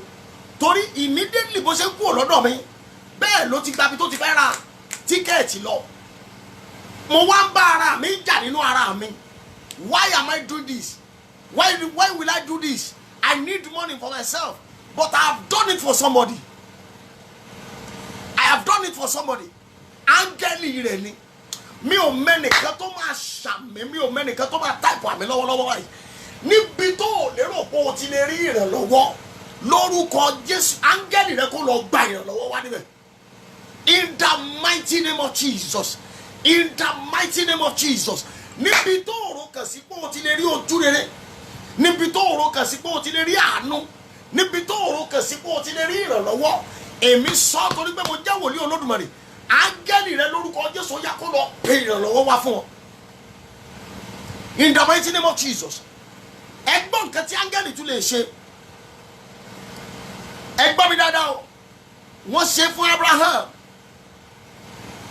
Bẹ́ẹ̀ ni, wọ́n ṣe fún Abraham. Gbogbo ìgbà tí mo bá ń wàásù ọ̀rọ̀ Ọlọ́run yìí ni mo máa ń lọ sí ìkóríta yẹn sà. Abraham. Ẹ gbọ́ mi dáadáa mọ́mí àti dádì. Abraham, àlejò mẹ́ta ló dé Abraham.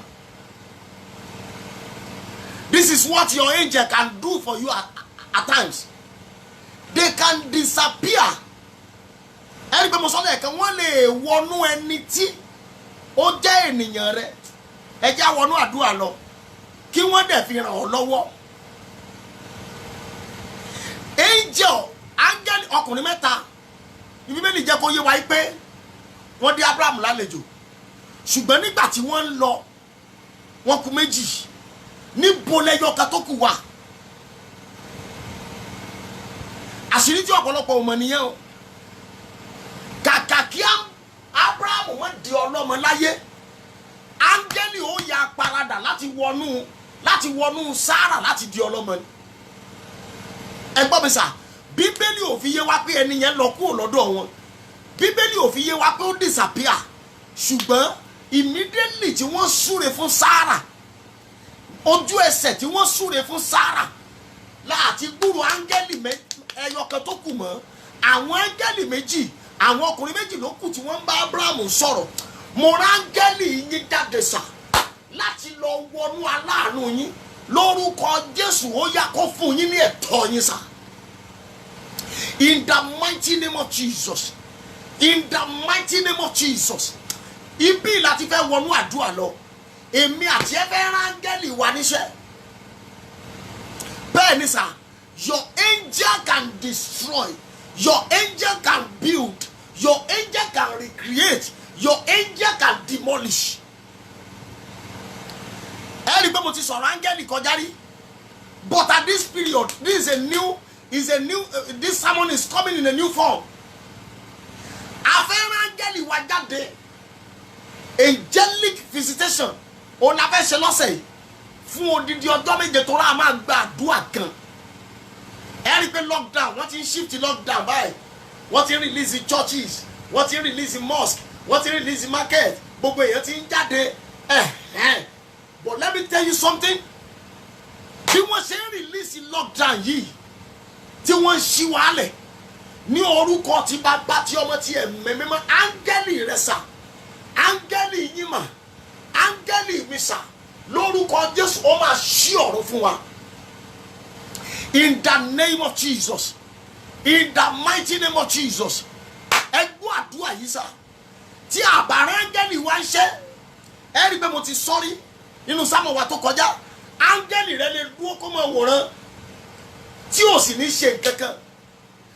Ọkùnrin tá ń pè ní Abraham yìí, ó challenge Ọlọ́run. Abraham challenged God. Genesis chapter 17. Ó ní èmi ló fún lọ́mọ. Èmi ń lọ láì lọ́mọ. Eliasari, ẹrú mi ni ó wá ṣe àrólé mi bí. Ọlọ́run sọ fún Abraham pé lọ rú ẹbọ sísun. Abraham rú ẹbọ tán. Lẹ́yìn ìrúbọ, àlejò mẹ́ta sọ̀kalẹ̀ wá. Ẹnìkan gbọ́ mi lọ́wọ́lọ́wọ́. Lẹ́yìn àdúrà lẹ́yìn, mi láwù bí nílé yìí mo sún tòlí àkà rẹ́gẹ̀dẹ̀ bó so tòlí àkà wá. Bí mo bá jẹ́ wòlíì Ọlọ́run ní tòótọ́ láì foríbalẹ̀ fún Báálì, lórúkọ Jésù, àlejò ayọ̀ máa dé yín sà. Pẹ̀lú ìrànlọ́wọ́ Ẹ̀mí Mímọ́, màmá àti bàbá, àǹtí àti bọ̀dà tó ń wò mí, lórúkọ Jésù, àlejò ayọ̀ máa wọlé ẹ̀. Àlejò ayọ̀ máa dé yín sà. Àlejò ayọ̀ máa wọnú iṣẹ́ yín. In the name of Jesus. In the name of Jesus. An encounter with an angel will change your story for good. An encounter with an angel will change your destiny for good. An encounter with an angel will change your business for good. An encounter with an angel will change your ministry for good. In the name of Jesus, your angel will catapult you to your destination. No more delay. No more delay. No more calamities. No more stopping. In the mighty name of Jesus. Oh my God. Oh my God. Mo sọ fún wa láàárọ̀ kó tó di pé network disturb wa. Mi mọ̀ bóyá àwọn èèyàn máa rántí. Mo ní ẹ̀kántà pẹ̀lú áńgẹ́lì tó di ènìyàn. Ibi láti fẹ́ wọnú àdúrà lọ. You need an encounter with an angel. Tó máa paradà di ènìyàn tí ó wà súre fún ọ. Bẹ́ẹ̀ ni sà, áńgẹ́lì paradà di ènìyàn. Abraham ṣe ìdámẹ́wàá fún Mekisedeki. Mekisedeki bless Abraham. Abraham ò dẹ̀ di olóṣì mọ́ kó di òtòṣì mọ́ tó fi fayé lẹ̀. That very angel that you will bless, that will send back the unstoppable and deniable blessing to your destiny. You will have an encounter with that angel in the mighty name of Jesus. In the mighty name of Jesus. ẹ máa táìpù àmì níbi kíbi tí ẹ bá ti ń wò mí. Ẹ gbọ́ mi sà, mo ní ẹ̀káńtà pẹ̀lú áńgẹ́lì lẹ́ẹ̀mejì ọ̀tọ̀ọ̀tọ̀. Ọjọ́ yẹn mo jí nílé ọ̀dọ̀ mi nílé tí mò ń gbé ńgbà náà. Mo jí láàárọ̀ 500 naira odidi ló wà lọ́wọ́ mi. Dóò mo ní àwọn oúnjẹ kéékèèké lé, mi ò tí ì níyàwó, mi ò bímọ. Bachelor tó confirm ní mi ńgbà náà. Màmá yìí dẹ̀ ń kọjá lọ níwájú ìta. Ó ní kí n jọ kí n fún un ní owó kó n fi jẹun. Mo wá wò pé mi ò lówó lọ́wọ́. Màmá yìí bẹ̀rẹ̀ sí í bẹ̀ mí pé kí n jọ kí n fún un ní owó. Ẹ gbọ́ mi mọ́mí àti dádì. Mo ẹ̀ṣẹ̀ bẹ̀rẹ̀ iṣẹ́ Olúwa ńgbà náà ni. Mo wá wọlé. Màmá yẹn ń bẹ̀ mí pé ebi ń pa òun. Wẹ̀rẹ̀ ẹ̀ta. Mo wá wò pé àbí kí n bu ráìsì fún un, àbí kí n bu gàrí fún un, àbí kí n bu ẹ̀wà fún ni. 500 naira ló wà lọ́wọ́ mi. Bí mo bá tiẹ̀ fẹ́ ṣe concussion, 500 naira ló kù lọ́wọ́ mi. Bí mo fẹ́ ṣe ẹ̀wà àṣàrò epo pupa àtàtà lúbúlúbú, 500 naira ló kù lọ́wọ́ mi. Mo kàn decide ni láti lọ fún màmá yìí. Bí mo ṣe fún màmá yìí tán, màmá sọ pé ẹ ṣé o, ó dẹ̀ ń lọ. Màmá yìí ti rìn díẹ̀ bíi 30 seconds, ó wá padà. God is my witness. Bí màmá yìí ṣe padà wá, màmá yìí wá dá orúkọ mi. I don't know how she knew my name. Ó kàn pè mí ní pé Ṣẹ́gun. Ó ní gbogbo ìgbà tó o bá nílò owó láyé ni owó yóò máa dá ọ lóhùn. O ò tún ṣe aláìní mọ́. Mo wá ṣàmì, ẹ̀rù bà mí. I want to ask her, how did she know my name? But iye mi ò ṣí lọ bẹ̀. Ẹ gbọ́ mi dáadáa mọ́mí àti dádì. Ẹlẹ́ẹ̀kejì lẹ́yìn oṣù 3 sí 4, mo tún lọ sí orí òkè Ìkòyí. Mo wọ mọ́tò ní abẹ́ bíríìjì Ìwó road. Mo ń lọ sórí òkè. Mo fẹ́ lọ gbàdúrà torí gbogbo nǹkan ò ṣẹnu re fún mi nígbà náà. Mo ti gbé báàgì mi lọ́wọ́ pé mo lọ ọjọ́ 7 lórí òkè. Bí mo ṣe dé garage tí mo jókòó síbẹ̀ nínú mọ́tò ni màmá arúgbó kan tún wá. Èmi nìkan ni màmá yẹn kọnu sí pé kí n fún un lówó. Èmi tí mò ń lọ orí òkè, owó tó wà lọ́wọ́ mi ó gbé mi lọ, ó gbé mi padà. Ṣùgbọ́n kò yọ owó tí màá fi jẹun. Kò yọ owó kankan tí màá fi jẹun. Mo kàn fẹ́ lọ béèrè fún àánú àtọ́jú rere Ọlọ́run ni pé kò tiẹ̀ ṣọ̀nà mi níre. Torí gbogbo bísínẹ́sì ti run. Mi ò ní mọ́tò, mi ò ní nǹkankan. Ọdún tí mo bẹ̀rẹ̀ ṣe Olúwa ni. Ẹ gbọ́ mi dáadáa gbogbo ọmọ Ọlọ́run. You need an encounter with an angel that will change your story. You need an encounter with an angel that will change your life. You need an encounter with your angel that will bless you, that will take you to your destination. Bí mo ṣe kí ọwọ́ bàpò, mo fún màmá yìí ní just ordinary 200 naira. Gbogbo àwọn tí màmá yìí kọnu sí nínú mọ́tò wọn dá lóhùn. Màmá yẹn wá fèsì èmi nìkan. Bẹ́ẹ̀ ló ń bẹ̀ mí, ọkọ mi jọ̀ọ́. And I gave her 200 naira. Kristi ni ẹlẹ́rìí mi. Bí mo ti fún ní 200 naira, tí mo fún màmá yìí ní 200 naira. Màmá yìí wá spèdè kan. Màmá yìí ní wòyí àmọ́dún. Nígbà tó o bá rántí ọjọ́ òní, ó ní wàá máa rẹ́rìn títí ayé rẹ ni. And let me tell you something. That day, ó ní àyájọ́ ọjọ́ tí mo ní accident. That is July 1. Ọjọ́ yẹn gẹ́gẹ́ ni. Èmi tún fẹ́ lọ gbàdúrà sí Ọlọ́run ni. And let me tell you, that was 2001. Nígbà tó máa di July 1 ní 2002 ni Ọlọ́run fún mi ní kọ́kọ́rọ́ mọ́tò. Bí màmá yẹn ṣe gba owó lọ́wọ́ mi tán, màmá yẹn ó gbàdúrà gan. Màmá yẹn tún sọ nǹkan tí mo fẹ́ lọ bèrè lórí òkè. Excuse me. By the time I have an encounter with this woman, tí màmá yìí ṣe súre fún mi tán tó ń lọ, gbogbo àwọn tó wà nínú mọ́tò ni wọ́n make attempt àti fún màmá lówó pé kó lè súre fáwọn náà. Màmá yìí ò gba owó lọ́wọ́ ẹnì kankan. Kristi ni ẹlẹ́rìí mi. Bí màmá yìí ṣe lọ tán tí màá bojú ẹ̀yìn, gbogbo èèyàn lórí pé màmá yìí disappear ní abẹ́ bíríìjì Ìwó road. Ọ̀pọ̀lọpọ̀ fẹ́ẹ̀ lè bọ́ọ̀lẹ̀ nínú mọ́tò, àwọn kan bọ́ọ̀lẹ̀ wọn lọ mọ́. And to God be the glory, and God, Holy Spirit is my witness. Láti ìgbà náà, ọ̀dá owó ò dá mi mọ́. Àfi tí n bá fẹ́ ṣe nǹkan tí mo mọ̀ pé nǹkan yìí mo fẹ́ tètè ṣe, mo fẹ́ sáré ṣe. Ṣùgbọ́n tí n bá fi ara balẹ̀ fún Ọlọ́run, ó mọ bí ó ṣe gbé owó yẹn wá.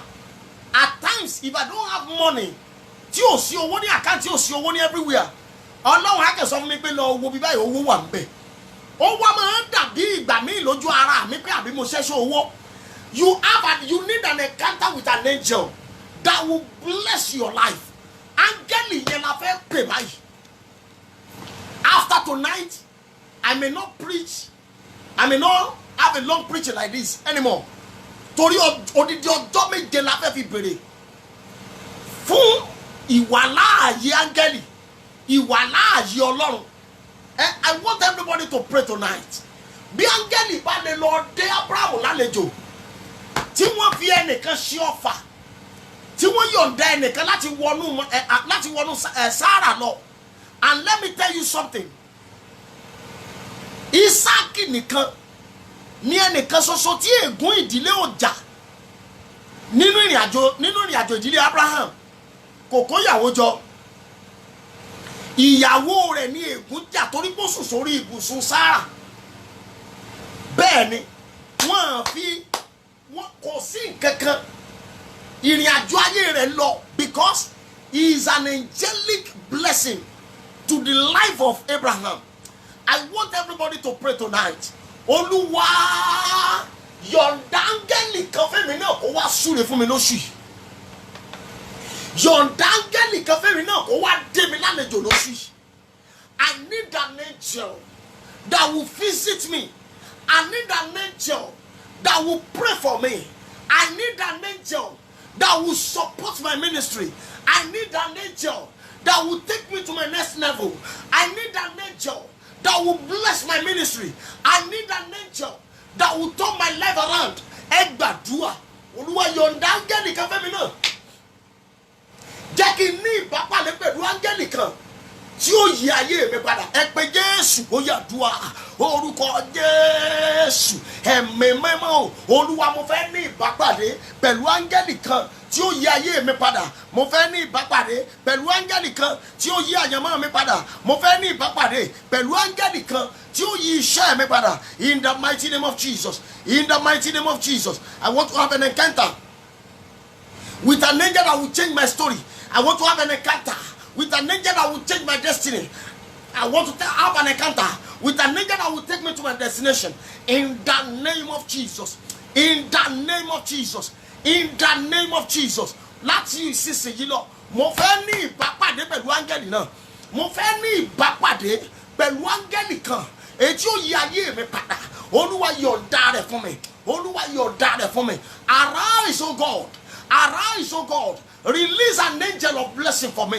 Release an angel of greatness for me. Release an angel of upliftment for me. In the name of Jesus. In the name of Jesus.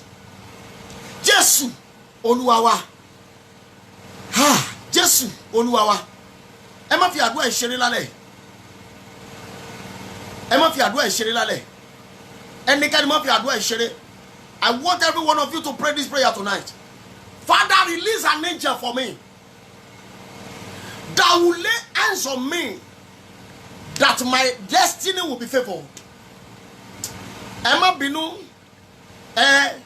bí ẹ̀mí Ọlọ́run ṣe gbé bó ṣe ń gbé àwọn àdúrà yẹn wá nìyẹn. Olúwa rángẹ́lì kan sí mi tí yóò dáwọ́lé mi, tí orí mi yóò rí ojú rere, that my head, my destiny will be favored.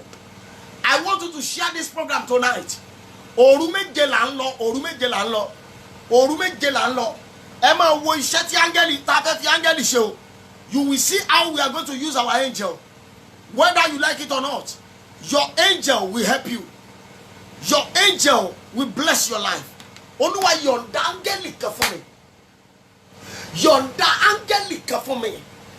Tí yóò dáwọ́lé mi, tí ojú rere ó fi wọnú àyànmọ́ mi. Release an angel for me that will lay his hand on me, and the favor will surround my destiny. I want you to pray this prayer. Olúwa yọ̀ǹda áńgẹ́lì kan fún mi, tí ojú rere ó fi wọnú àyànmọ́ mi. Yọ̀ǹda áńgẹ́lì kan fún mi, tí ìṣe rere ó fi dénú iṣẹ́ mi.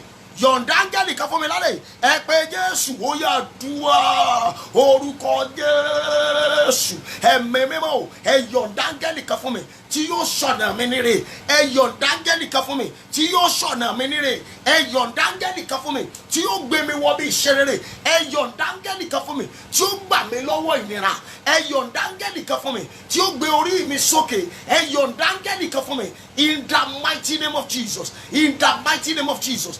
In Jesus' mighty name we are prayed. In Jesus' mighty name we are prayed. Ẹ gbọ́ bá tán bá release áńgẹ́lì kan fún yín sà. Ẹ gbàgbé ẹ̀ pé ègún ìdílé wà. Ẹ gbàgbé pé èpè ìdílé wà. Ẹ gbàgbé pé ogun ẹ̀jẹ̀ ń jàyàn. That angel will single you out. Ó kàn máa fà yín jáde ni. Ọ̀rọ̀ yẹn á wá sẹ́yìn pé ègún kì yóò sí mọ́. Ẹ mọ̀ pé tó bá di pé ká tú Bíbélì ká sọ̀rọ̀ nípa ègún ká sọ̀rọ̀ nípa ìpè ká sọ̀rọ̀ gbogbo ẹ̀ la máa ń ṣe. But let me tell you something, you need an encounter with an angel that will erase that family curse. O nílò áńgẹ́lì kan tó máa pa ègún ìdílé rẹ, tó máa pa èpè ìdílé rẹ. O nílò áńgẹ́lì kan sà tó máa dìídì mọ̀ọ́mọ̀ wá dé ọ lálejò tí ẹkún òfin ní jẹ́ tiẹ̀ mọ́ láyé. I want everybody to pray this prayer right now.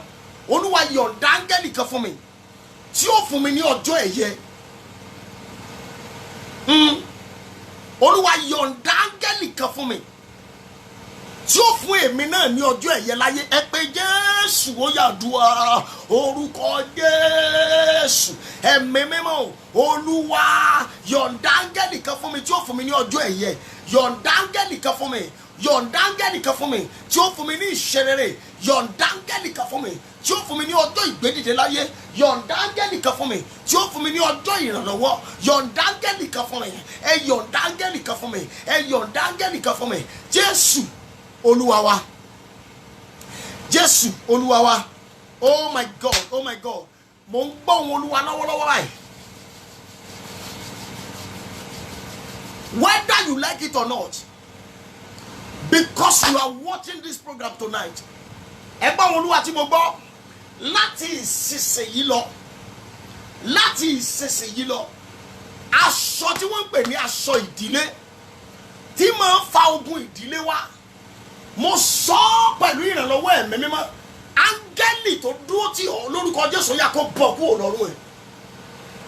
Áńgẹ́lì yẹn dúró tì Jóṣúà olórí àlùfáà kò sì bọ́ aṣọ èrí tó wà lọ́rùn ẹ̀. Èmi wá sọ tẹ́lẹ̀ sí ayé ẹ̀yin ènìyàn yìí. Holy Spirit regede bo sontoli agaba. Aṣọ tí ò bá ìgbàmú tó wà lọ́rùn ẹ̀. Aṣọ tí ò bá ìgbàmú tó wà nínú àyànmọ́. Aṣọ ìdílé èyí tó ń so ẹ́ pọ̀ mọ́ ogun ìdílé, tó ń so ayé rẹ̀ pọ̀ mọ́ májẹ̀mú ìdílé pẹ̀lú ìrànlọ́wọ́ ẹ̀mí mímọ́ lórúkọ Jésù. Ó yá àṣẹ ọ̀run kó bọ́ dànù bẹ́ẹ̀. Mo pàṣẹ fún áńgẹ́lì tó dúró tì ọ́, mo pàṣẹ fún áńgẹ́lì tó dúró tì yín yẹn sà lórúkọ Jésù. Ó yá kó bọ́ aṣọ èrí náà dànù in the name of Jesus. Lórúkọ Jésù mo ní kó bọ́ aṣọ ìjákulẹ̀ náà dànù in the name of Jesus. Ẹ gbàdúrà eléyìí. Olúwa pàṣẹ kí áńgẹ́lì kó ṣílẹ̀kùn mi, kó ṣílẹ̀kùn àánú fún mi. Let me tell you something. The key is not with you. The link is not with you. But this angel has the key. They has the link. Wọ́n ní kọ́kọ́rọ́ lọ́wọ́. Wọ́n mọ ọ̀nà tó o lè gbà jáde.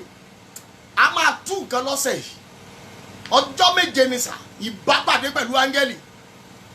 Ẹ gbọ́ gbogbo nǹkan la máa rán áńgẹ́lì wá lọ́sẹ̀ yìí.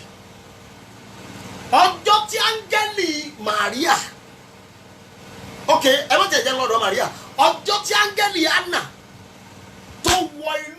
tó wọnú àlùfáà Élì, ọjọ́ náà ni àlùfáà Élì súre fún. Ọjọ́ náà ni, ọjọ́ yẹn ò dẹ̀ yẹ tí Anna náà fi di ọlọ́mọ láyé. Olúwa pàṣẹ fún áńgẹ́lì mi kó ṣí ilẹ̀kùn tí ayé tì mọ́ mi. Pàṣẹ fún áńgẹ́lì mi kó ṣí ilẹ̀kùn tí ọ̀tá tì mọ́ mi. Pàṣẹ fún áńgẹ́lì mi kó ṣí ilẹ̀kùn kí ọ̀nà mi ó là lóṣù yìí. Ó yá àdúrà orúkọ Jésù. Ẹ̀mí mímọ́ o, Olúwa pàṣẹ fún áńgẹ́lì mi kó ṣí ilẹ̀kùn àánú mi lóṣù yìí. Ẹ pàṣẹ fún áńgẹ́lì mi kó ṣí ilẹ̀kùn ìgbédìde mi lóṣù yìí. Ẹ pàṣẹ fún áńgẹ́lì mi kó ṣí ilẹ̀kùn àánú fún mi lóṣù yìí. Ẹ pàṣẹ fún áńgẹ́lì mi kó ṣí ilẹ̀kùn ojú rere fún mi lóṣù yìí. Ẹ pàṣẹ fún áńgẹ́lì mi kó ṣí ilẹ̀kùn ìgbédìde fún mi lóṣù yìí. Ẹ pàṣẹ fún áńgẹ́lì mi kó ṣí ọ̀nà fún mi lóṣù yìí. Kí ọ̀nà àánú ó ṣí, kí ọ̀nà ìgbédìde ó ṣí, kí ọ̀nà ojú rere ó ṣí. Àṣẹ gorí ẹ̀. Olúwa pàṣẹ kí áńgẹ́lì mi kó lọ ṣí ilẹ̀kùn àánú. Olúwa pàṣẹ kí áńgẹ́lì mi kó ṣílẹ̀kùn opportunity. Olúwa pàṣẹ kí áńgẹ́lì mi kó ṣílẹ̀kùn promotion. Olúwa pàṣẹ kí áńgẹ́lì mi kó ṣílẹ̀kùn ojú rere fún mi. In the mighty name of Jesus. In the mighty name of Jesus. Olúwa pàṣẹ. Father, authorize that my angel will open the door of favor for me.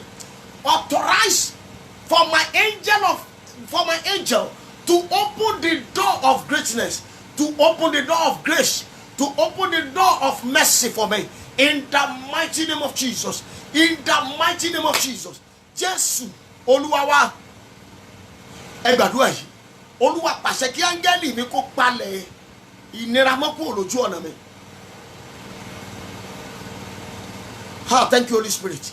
Olúwa pàṣẹ kí áńgẹ́lì mi kó palẹ̀ gbèsè mọ́ kúrò lójú ọ̀nà mi. Áńgẹ́lì mi kó palẹ̀ àtakò mọ́ kúrò lójú ọ̀nà mi. Áńgẹ́lì mi kó palẹ̀ ìnira mọ́ kúrò lójú ọ̀nà mi. Áńgẹ́lì mi kó palẹ̀ ìjákulẹ̀ mọ́ kúrò lójú ọ̀nà mi. Ẹ pé Jésù, ó yá àdúrà orúkọ Jésù. Ẹ̀mí mímọ́ o, Olúwa pàṣẹ kí áńgẹ́lì mi kó palẹ̀ ìnira mọ́ kúrò lójú ọ̀nà mi. Olúwa pàṣẹ kí áńgẹ́lì mi kó palẹ̀ àtakò mọ́ kúrò lójú ọ̀nà mi. Ẹ máa táìpù àmì, ẹ máa gbàdúrà níbi tí ẹ bá wà. Olúwa pàṣẹ kí áńgẹ́lì mi kó palẹ̀ àtakò mọ́ kúrò lójú ọ̀nà mi. Olúwa pàṣẹ kí áńgẹ́lì mi kó palẹ̀ ìnira mọ́ kúrò lójú ọ̀nà mi. Olúwa pàṣẹ kí áńgẹ́lì mi kó palẹ̀ ìdádúró kúrò lójú ọ̀nà mi. Olúwa pàṣẹ kí áńgẹ́lì mi kó palẹ̀ ìdádúró mọ́ kúrò lójú ọ̀nà mi. Olúwa pàṣẹ lálẹ́, Olúwa pàṣẹ lálẹ́, Olúwa pàṣẹ lálẹ́. In the name of Jesus. In Jesus' mighty name we pray. Amen. Ẹ gbàdúrà. Olúwa pàṣẹ kí áńgẹ́lì mi kó gbé mi sókè. Ẹ gbọ́ mi dáadáa mọ́mí àti dádì o. Whether you believe it or not, this month of June, you will have a divine testimony. In the mighty name of Jesus. This month of June, whether the devil likes it or not, ìwọ gan fẹ́ o kọ̀ bẹ́ẹ̀. Gbọ́ ní oṣù kẹfà yìí, ó máa ní testimony tó le. Ó máa ní testimony tó máa mi ayé. Ó máa sọ ẹ̀rí tó máa mi ọ̀run.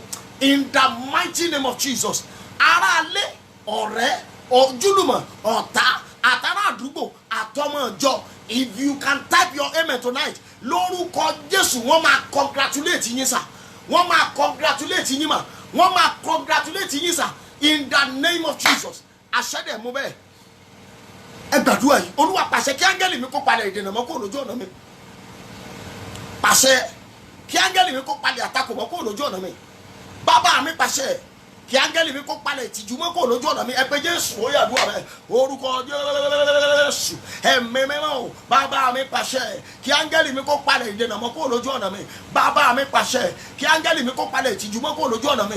Bàbá mi pàṣẹ kí áńgẹ́lì mi kó palẹ̀ ìnira mọ́ kúrò lójú ọ̀nà mi. Oṣù yìí kó pé mi, oṣù yìí kó dùn fún mi, kí n má rí àtakò, kí n má rí ìdènà, káṣeyọrí ó tẹ̀ mí lọ́wọ́, kó nílé ó ṣàánú mi, kálejò ó ṣàánú mi, ọba ìlú kó ṣàánú mi, ìjòyè ìlú kó ṣàánú mi, olówó ìlú kó ṣàánú mi, ọlọ́rọ̀ ìlú kó ṣàánú mi, ní gbogbo ọ̀nà kí n ráàánú gbà, kí áńgẹ́lì mi ó palẹ̀ ìdènà mọ́ kúrò níwájú mi.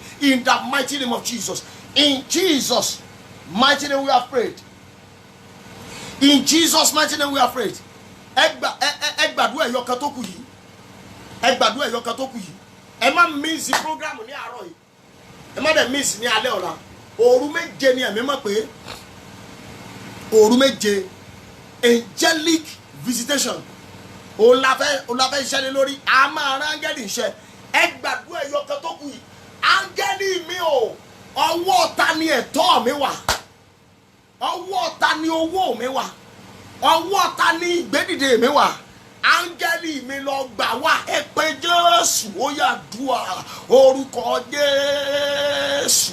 Ẹ̀mí mímọ́ o, áńgẹ́lì mi o, ọwọ́ ta ni ìgbédìde mi wà?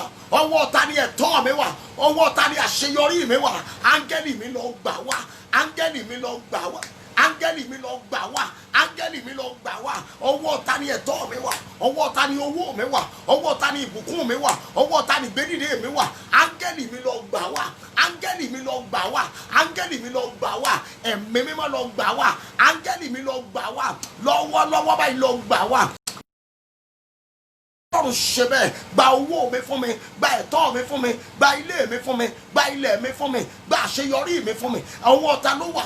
Áńgẹ́lì mi lọ gbà, áńgẹ́lì mi lọ gbà, áńgẹ́lì mi lọ gbà. In Jesus' mighty name we have prayed. Amen. Àkókò ti tó, ẹ jẹ́ gbàdúrà orúkọ Jésù. Orúkọ Jésù. Ọlọ́run tó dára sí wa, Ọlọ́run tí jẹ́ Jehovah. Mo sọ tẹ́lẹ̀ sí ayé ẹ̀yẹ yẹn lọ́wọ́lọ́wọ́ báyìí. Áńgẹ́lì yín lórúkọ Jésù ó yá kó gba agbára. Ilẹ̀kùn tí ayé tì tí ọ̀tá tì, lórúkọ Jésù ó yá kí áńgẹ́lì rẹ̀ ó ṣí. Ilẹ̀kùn tí ènìyàn fi ẹnu tì, tí wọ́n fi ìbàjẹ́ tì, ní orúkọ Jésù ó yá kí áńgẹ́lì rẹ̀ ó ṣí. Mo wí pẹ̀lú ìrànlọ́wọ́ ẹ̀mí mímọ́, ẹ máa tẹ́kọ̀ọ́ àmì níbi tí ẹ bá wà. Ilẹ̀kùn tí ènìyàn fi inú tì mọ́, ilẹ̀kùn tí ẹran ara fi inú tì mọ́, ilẹ̀kùn tí àwọn abínú ẹni fi inú tì mọ́, lórúkọ Jésù ó yá kí áńgẹ́lì wa ó ṣí báyìí. Ní orúkọ Jésù mo ní kí áńgẹ́lì wa ó ṣí báyìí. Àṣẹ ọ̀run dẹ̀ ṣèdìdí ẹ̀, ọkàn wa kó balẹ̀, a ò tún ṣe é dá dúró mọ́ láti ìsinsìnyí lọ. Ibi ògo tèmi àti ẹ ti ń gbọ́ ìran rẹ̀ tipẹ́, ibi ògo tó ti ń gbọ́ àsọtẹ́lẹ̀ rẹ̀ tipẹ́, áńgẹ́lì mi lórúkọ Jésù yá kó mú wa wọbẹ̀ lọ. Àṣẹ ọ̀run gorí ẹ̀ bẹ́ẹ̀, ògo ni fọ́lọ́run lókè ọ̀run. Jésù Olúwa wa, àmín àmín àmín lórúkọ Jésù. Mo kí gbogbo ọmọ Ọlọ́run lórúkọ Jésù, àdúrà wa yóò gbà. A ó tún pàdé ní aago 11 ní àárọ̀ yìí, 11 a.m. to 12:30 p.m. It's going to be powerful. Ṣùgbọ́n ẹ má miss ìṣòro ọjọ́ méje yìí. Ọ̀la tó jẹ́ ọjọ́ ìṣẹ́gun, ìní tó jẹ́ ọjọ́ ìṣẹ́gun mọ́jú ọ̀la, ọjọ́ ìṣẹ́gun mọ́jú ọjọ́ àánú, a máa gba àdúrà gan, àdúrà kìkì àdúrà la máa gbà. Mi ò sì fẹ́ kí ẹnikẹ́ni kó miss ẹ̀. A gbọ́rọ̀ náà díẹ̀, á dẹ̀ gbàdúrà gan. I don't want you to miss it. It's going to be powerful. Full prayer ni. A fẹ́ ṣí ọ̀run. A fẹ́ kí áńgẹ́lì ó ti ọ̀run sọ̀kalẹ̀, kán ti ọ̀run sọ̀kalẹ̀, kán ti ayé lọ sọ́run. Bẹ́ẹ̀ ni sà. So ẹnikẹ́ni má miss ẹ̀, yóò ní agbára gan. Ẹ pé onílé, ẹ pé àlejò. Invite others, do the watch party. Invite others, send message to them, send broadcast to them. It's going to be powerful. Ẹ má miss ẹ̀ ní alẹ́ òní, ní orúkọ tí bàbá tí ọmọ tí ẹ̀mí mọ́. Kó tó di alẹ́ yẹn, mọ́mí àti dáàdì mo ní kó tó di alẹ́ yẹn, ẹ ti sọ ẹ̀rí testimony tẹ́ ẹ̀rọ kàn sí. Èní ni ọjọ́ kejì nínú oṣù kẹfà nínú ìrìn àjò 2020. Bóyá ọjọ́ àkọ́kọ́ lẹ ṣì wà ní orílẹ̀-èdè ti yín, ṣùgbọ́n ẹ gbọ́ mi sà, lórúkọ Jésù testimony ńlá yóò wọnú àyànmọ́ yín. Àṣẹ́dẹ̀ gorí ẹ̀ bẹ́ẹ̀, ògo ni fọ́lọ́run lókè ọ̀run. Jésù Olúwa wa, àmín àmín àmín lórúkọ Jésù. Mo kí gbogbo ọmọ Ọlọ́run, áńgẹ́lì rẹ kò ní sùn, kò ní rí áńgẹ́lì rẹ, ọ̀nà ò ní dí mọ́ áńgẹ́lì rẹ, balógun Páṣíà kò ní dí áńgẹ́lì rẹ lọ́wọ́. In the name of Jesus.